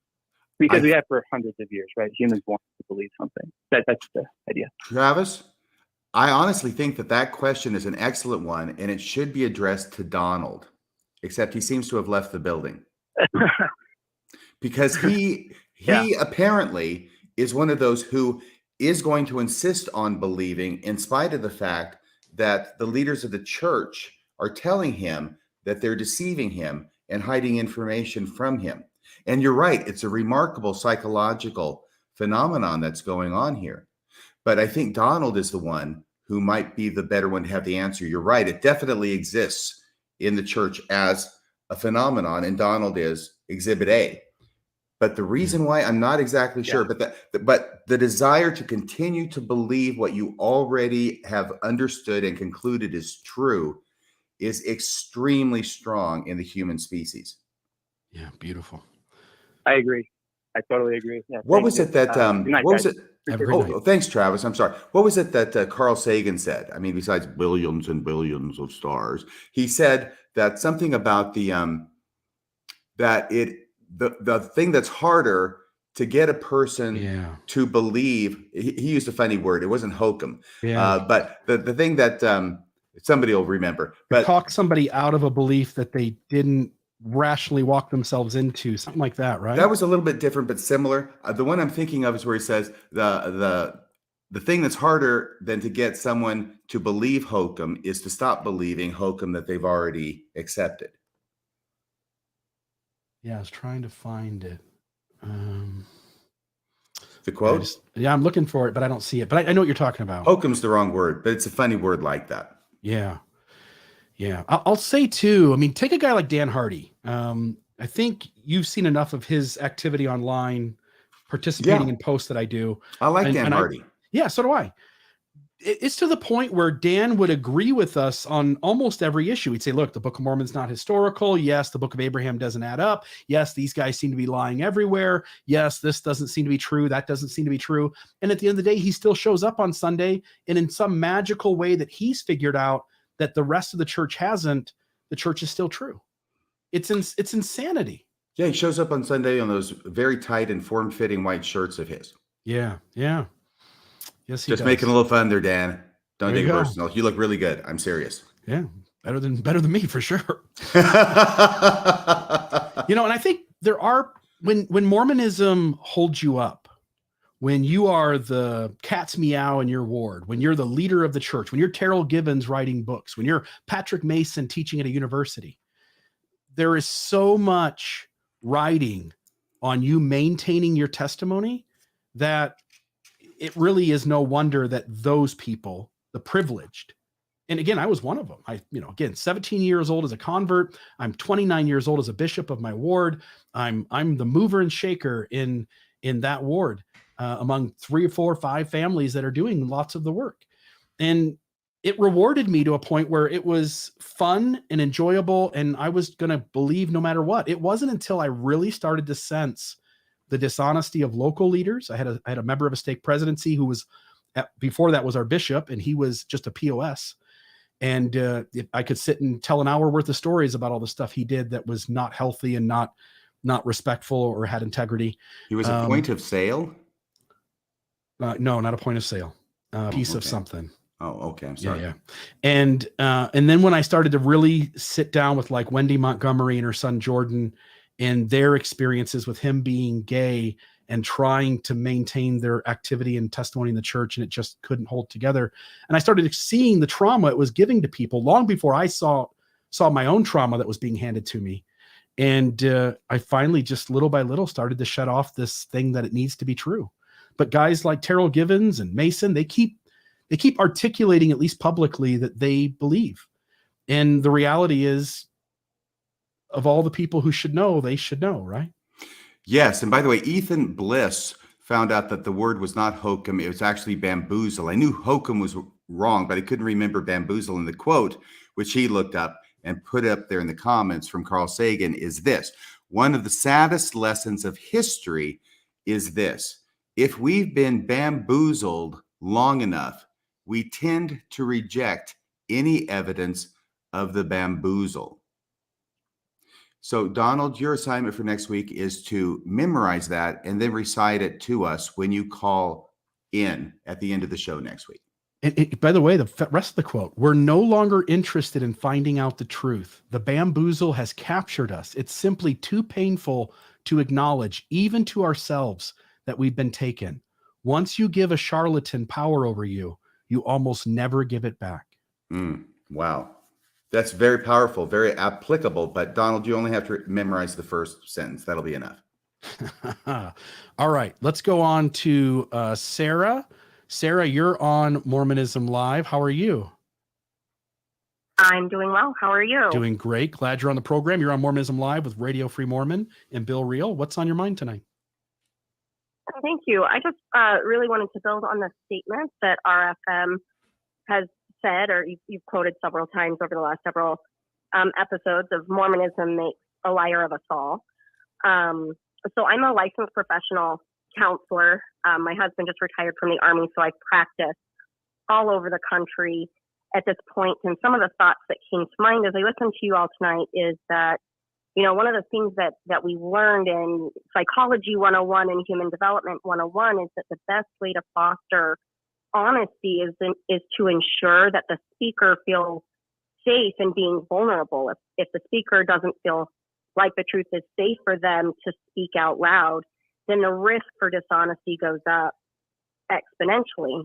And my experience in Mormonism, 39 years in Mormonism, is that the members cannot be honest in the way that they proclaim they want to be, because the church system rewards lying and punishes the truth. And we see that according to David Kessler. I don't know if you're familiar with David Kessler's work. He's written like the 6th stage of grief. He's a leading expert on counseling in grief and loss issues. And he stated, judgment demands punishment. And within the active Mormon culture, you are judged for being honest. And most of those things that we're asked to be honest about, or that people want to be honest about, are normal humanity things. We're not talking about these huge lies. We're talking about normal humanity. And then we get judged, which means we get punished within the church for being human. So simple example is the average 8-year-old active Mormon child being raised in an active Mormon family, really safe in saying something along the lines of, I don't want to be baptized. Yeah. Yeah. And some of those 8-year-olds still believe in Santa Claus. Absolutely. Yeah. How can you expect somebody to talk about difficult marital struggles if the response is going to be, read your scriptures? I've heard so many horror stories in my career of bishops giving just awful marital advice that perpetuates harm because the Spirit told them to, and the couple they're not able to go back to the bishop and say, hey, your advice really sucked. It didn't work. It made things worse. What else do you have for me? Because he's the bishop. And so you get caught in that circle. The church is always right. The bishop, spoke by the Spirit. I can't go back and say that, the inspired advice didn't work for me.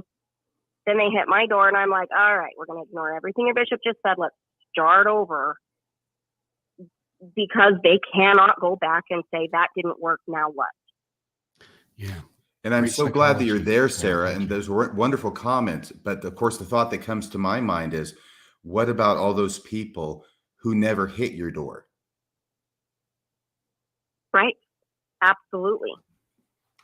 Absolutely. How many people are living in fear because they're struggling with something that is basic to our human anatomy or our human functioning, our cognitive development, these normal things, and they can't talk to anybody. So they live, we jump into Brene Brown's work of living in constant shame and fear of being found out. But what so many people, again, in my clinic, so if I see one in clinic, there's thousands of people I don't see in clinic that are feeling ashamed because they are a human being with normal human thoughts, normal human experiences.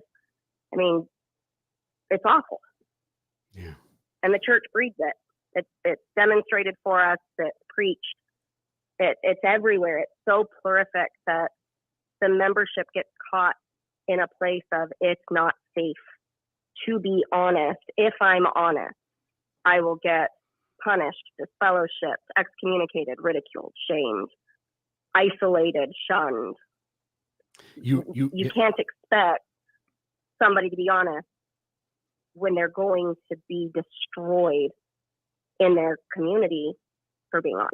You are taught from the very beginning to pretend to be somebody you're not. Right. The truth of a testimony is found in the bearing of it. So if I get up and make some shit up from the pulpit, and I'm a great storyteller, let me tell you right now, I'm a good storyteller, so I've told some doozies over the pulpit, and I get, wow, Sarah, great testimony. That really moved me. I felt the Spirit so strong. But if I get up there and I'm like, you know what, I'm really struggling with paying tithing, I don't really want to. And when I didn't, things worked out. I can't say that from the pulpit. I can't be honest about a normal human financial struggle without being judged. How can you think that? Like, we're talking about basic stuff. Now, we don't even need to get into the big stuff. Let's talk about the basic, everyday, normal human experience that members are not allowed to be authentic and genuine about without being judged and then punished by their church religious system. Belonging's not allowed, so fitting in is all we can do. Yep. Love it. Amen. Thanks for the Preach. call. Keep on preaching. Where did you? Absolutely. Sarah, thank you so much. What a wonderful call. Thank you. Thank you. Okay, have a great night. And Bill, where did you come up with that saying that you just said? Man, you need to listen to the Almost Awakened podcast, my friend. Well, I do. I need to listen to a lot of things that I don't have time to listen to, and I apologize. I should be able to listen to a lot more podcasts, as apparently I've given up sleep.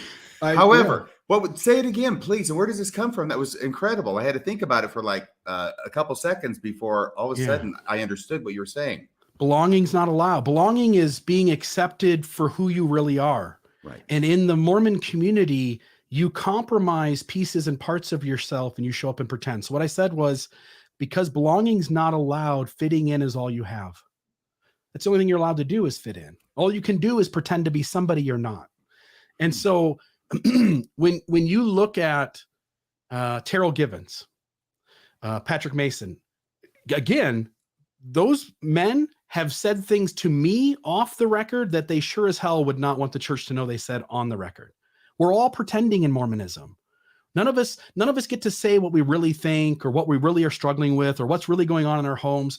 We show up in our white shirts and our ties. We wear our nice fancy dresses. We smile at each other and we fool each other into thinking our lives are going perfectly. Meanwhile, it's a cluster F all across the ward. Right. Yeah. Now, by the way, this is what I've said for a number of years. It's similar, which is church is a place we go to on Sunday to pretend we're perfect. But what I want to underscore here is I think you just did something that I don't think you've ever done before. You have mentioned 2 names of people who have told you this. And what I recall before is you have made this comment, but you have specifically said, I'm not going to say the names of the people who told me this. I told you what about, Bill? Yeah, but I haven't told you what they said. And I would Why simply don't say, you tell us the names again? Terrell Givens and Patrick Mason. Okay, so what did you say they told you? Off the record, they say a whole lot more that the church wouldn't be comfortable with them saying on the record. And they know it because off the record, they're clear, like, hey, this is my off the record thoughts. And here's my on the record thoughts. And so we're all compartmentalizing and pretending to be things we're not. If either one of those guys wants to refute that and say that they didn't say anything in front of me, I would welcome that.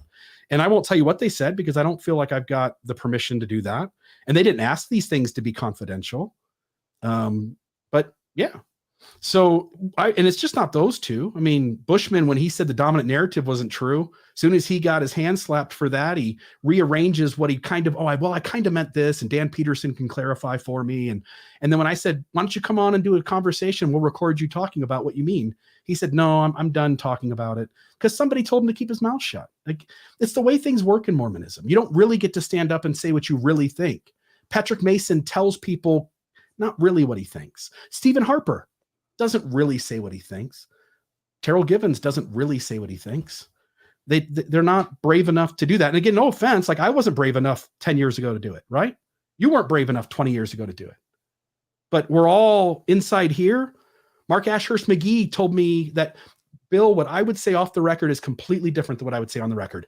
The member of the church history department who showed up at Family Pawn about 7 months ago, said lots of things off the record that he wouldn't say on the record. It's the way it works. So all the members get to go along thinking all these guys are all believers and they all got it all figured out. And the reality is, if you got them behind closed doors and hooked them up to a lie detector test and you ask the right questions, they would fail miserably if they held to those answers. Yeah. That is really interesting, isn't it, Bill, when you put it that way? Yeah. Even these scholars who I mean, when I was a TBM apologist, I'm relying on them and their testimony, and that they're telling me the truth about how they see things and how they view things. And maybe all of them actually aren't telling me the truth about how they see things. Yeah. Off the record, one of these voices, again, if I were to name these 10 names, you would know all of them. And Terrell Givens, Patrick Mason, Richard Bushman, those guys are in the mix of these names. The person I'm speaking to, which I won't name, said off the record, it's a thoroughly corrupt bureaucracy. On the record, they won't have anything to do with saying that. It's like we all know the church isn't true, but we just think it's better if everybody stays in and we all pretend. Wow. Bombshell. And the thought that occurs to me, if this is true for a certain number of LDS scholars, is it impossible to think that it might be true for a certain number of LDS leaders? Like Elder Holland or Elder Oaks or Rusty Nelson, who tells deceptive stories about flights and hats and Zimbabwe, right? Like it's all a game. Mozambique. That's okay. The incident in Mozambique. Yeah, the facts matter. Let's be forthright. Let's not be forthright. Let's be forthright. Let's be honest. Yeah. So, people get to withhold what they want to withhold. We all get to think our thoughts in our head. And at the end of the day, who knows what people really think, but I can tell you that the scholars of the church think something privately differently than they think publicly, at least how they articulate it. All right, last call, and I'm sorry, we have kept you from getting to bed early, my friend, and you are exhausted. Let's get our last call in. Yeah. I don't expect I'm going to get to sleep until past midnight, so just go on as long as you like. You should just take a sick day tomorrow. Yeah, I can't afford to. I'm sorry. Okay, well, I got podcasts to listen to tonight. Make a donation and help RFM get a nap. Yes. That donation's not going to help. Sorry. Okay. I need some pills. I need some heavy pills. 5-hour energies do work, so take one of those in the morning. Perfect. Thank you for the recommendation. All right, last call. We'll be quick. Caller, you're on the air. But I'm just going to put a little pressure on you. Be as quick as you can, and we appreciate you calling. You're on Mormonism Live. Hello? Yeah, g'day, Bill. G'day, RFM. Hello? Hello. Hello? Hello. Hello. Are you from down under? Hi. Mate, you are absolutely spot on. Okay, cool. What are you thinking, my friend? I'll make this quick. Yep. My question is, how do ward bishops reconcile their members who are in a faith crisis because they have woken up to the fact that they are being lied to? Yeah. We'll answer that. I'll drop the call here. Thanks for calling, and we'll answer that. Okay. Excellent. Cheers. Thanks, Bill. Yep. Bye-bye. Thanks for calling. If I can go first, only because I was a bishop. And hopefully, if you understood the question, because I'm not sure. How does a bishop handle members in faith crisis? Every bishop's different, right? It's leader roulette. You don't know who you're getting. Some of them handle it well. Some of them handle it piss poor. I had a member of my ward that when I spoke very vulnerably about the messy issues, he approached me after class and he said, Bishop, you seem to speak to these things in a way that indicates to me that you know the mess. And I said, yes, I do. Let's sit down and talk. He said, I don't believe it. I said, to be honest, I have parts of my head that don't believe it either. And my responsibility is to have integrity. And I'm going to talk about these issues in a way that doesn't slam people or pull the legs of the table out from under them. But I want them to confront this stuff. And so I'm going to talk about it. And I would ask that you not speak in ways that also would pull the legs out from under the table. And so I tried to be as charitable as I could, honoring that he had a much more informed perspective than the rest of the members of the ward. But I also tried to adhere to my duty as the ecclesiastical leader of that ward and protect people from having to confront all of that at once, kind of like reading the CES letter. And would I do it that way again? No. But in that moment, that was the best I knew how to show up as a human being and be honest to everyone, and also try to be a good bishop in an LDS ward. Well, I think it's a darn sight better than just telling him to read the Book of Mormon and pray and read General Conference talks until his doubts go away. Yeah. I don't remember what the years were, but it was right around the time that the gospel topic essays were starting to kind of come out. It was right when I was leaving that ward and coming to Utah. And kind of my last little effort in that ward was to assign people talks where the leaders at least hinted at some of these issues and try to get that conversation kind of going. But again, I left and moved out here. And once I moved to Utah, nobody trusted me because I was the guy who was talking about complicated, messy things all the time. Yes, you were. And you were doing a great job, by the way. I was listening to your podcast at the time. I just discovered it. Very, very helpful to me, the things that you were talking about and trying to engage and deal with this messiness, which I know the messiness, but nobody will talk about the messiness, and no one will talk about trying to make almost no one sense of knows the it. messiness. Yeah. No one really knows it. And the ones that kind of think they know, they don't even have a clue of the depth of where these issues go. You know, they're still telling you that the reason that Masonry and the endowment are similar is because the Masons had a corrupted form of the endowment ceremony that goes all the way back to Solomon's temple. And so all that kind of nonsense gets said. But anyway, 'tis life. If only it were true, it would be a great answer. If only it were true. If it were true, it would be true, but it's not. It would be a great answer. It would, but it's not. Yeah. Any last thoughts from you? No, I always say no, and then I keep talking. Okay, so that's one of the things about me. Last thoughts from me. I think this has been an incredible episode tonight, Bill, and I want to really thank you. I know it's your night, but I have been so occupied. All I can say in my own defense is that I did read the outline before we actually went on the air tonight. Yeah. So I think you've done just a magnificent job, and I want to congratulate you for such a great episode. Yeah, you're very welcome, and we'll end with this. This idea that the church is hiding something, which we would have to say as two apostles who have covered the world and know the history of the church and know the integrity of the first presidency and the Quorum of the 12 from the beginning of time. There has been no attempt on the part in any way of the church leaders trying to hide anything from anybody.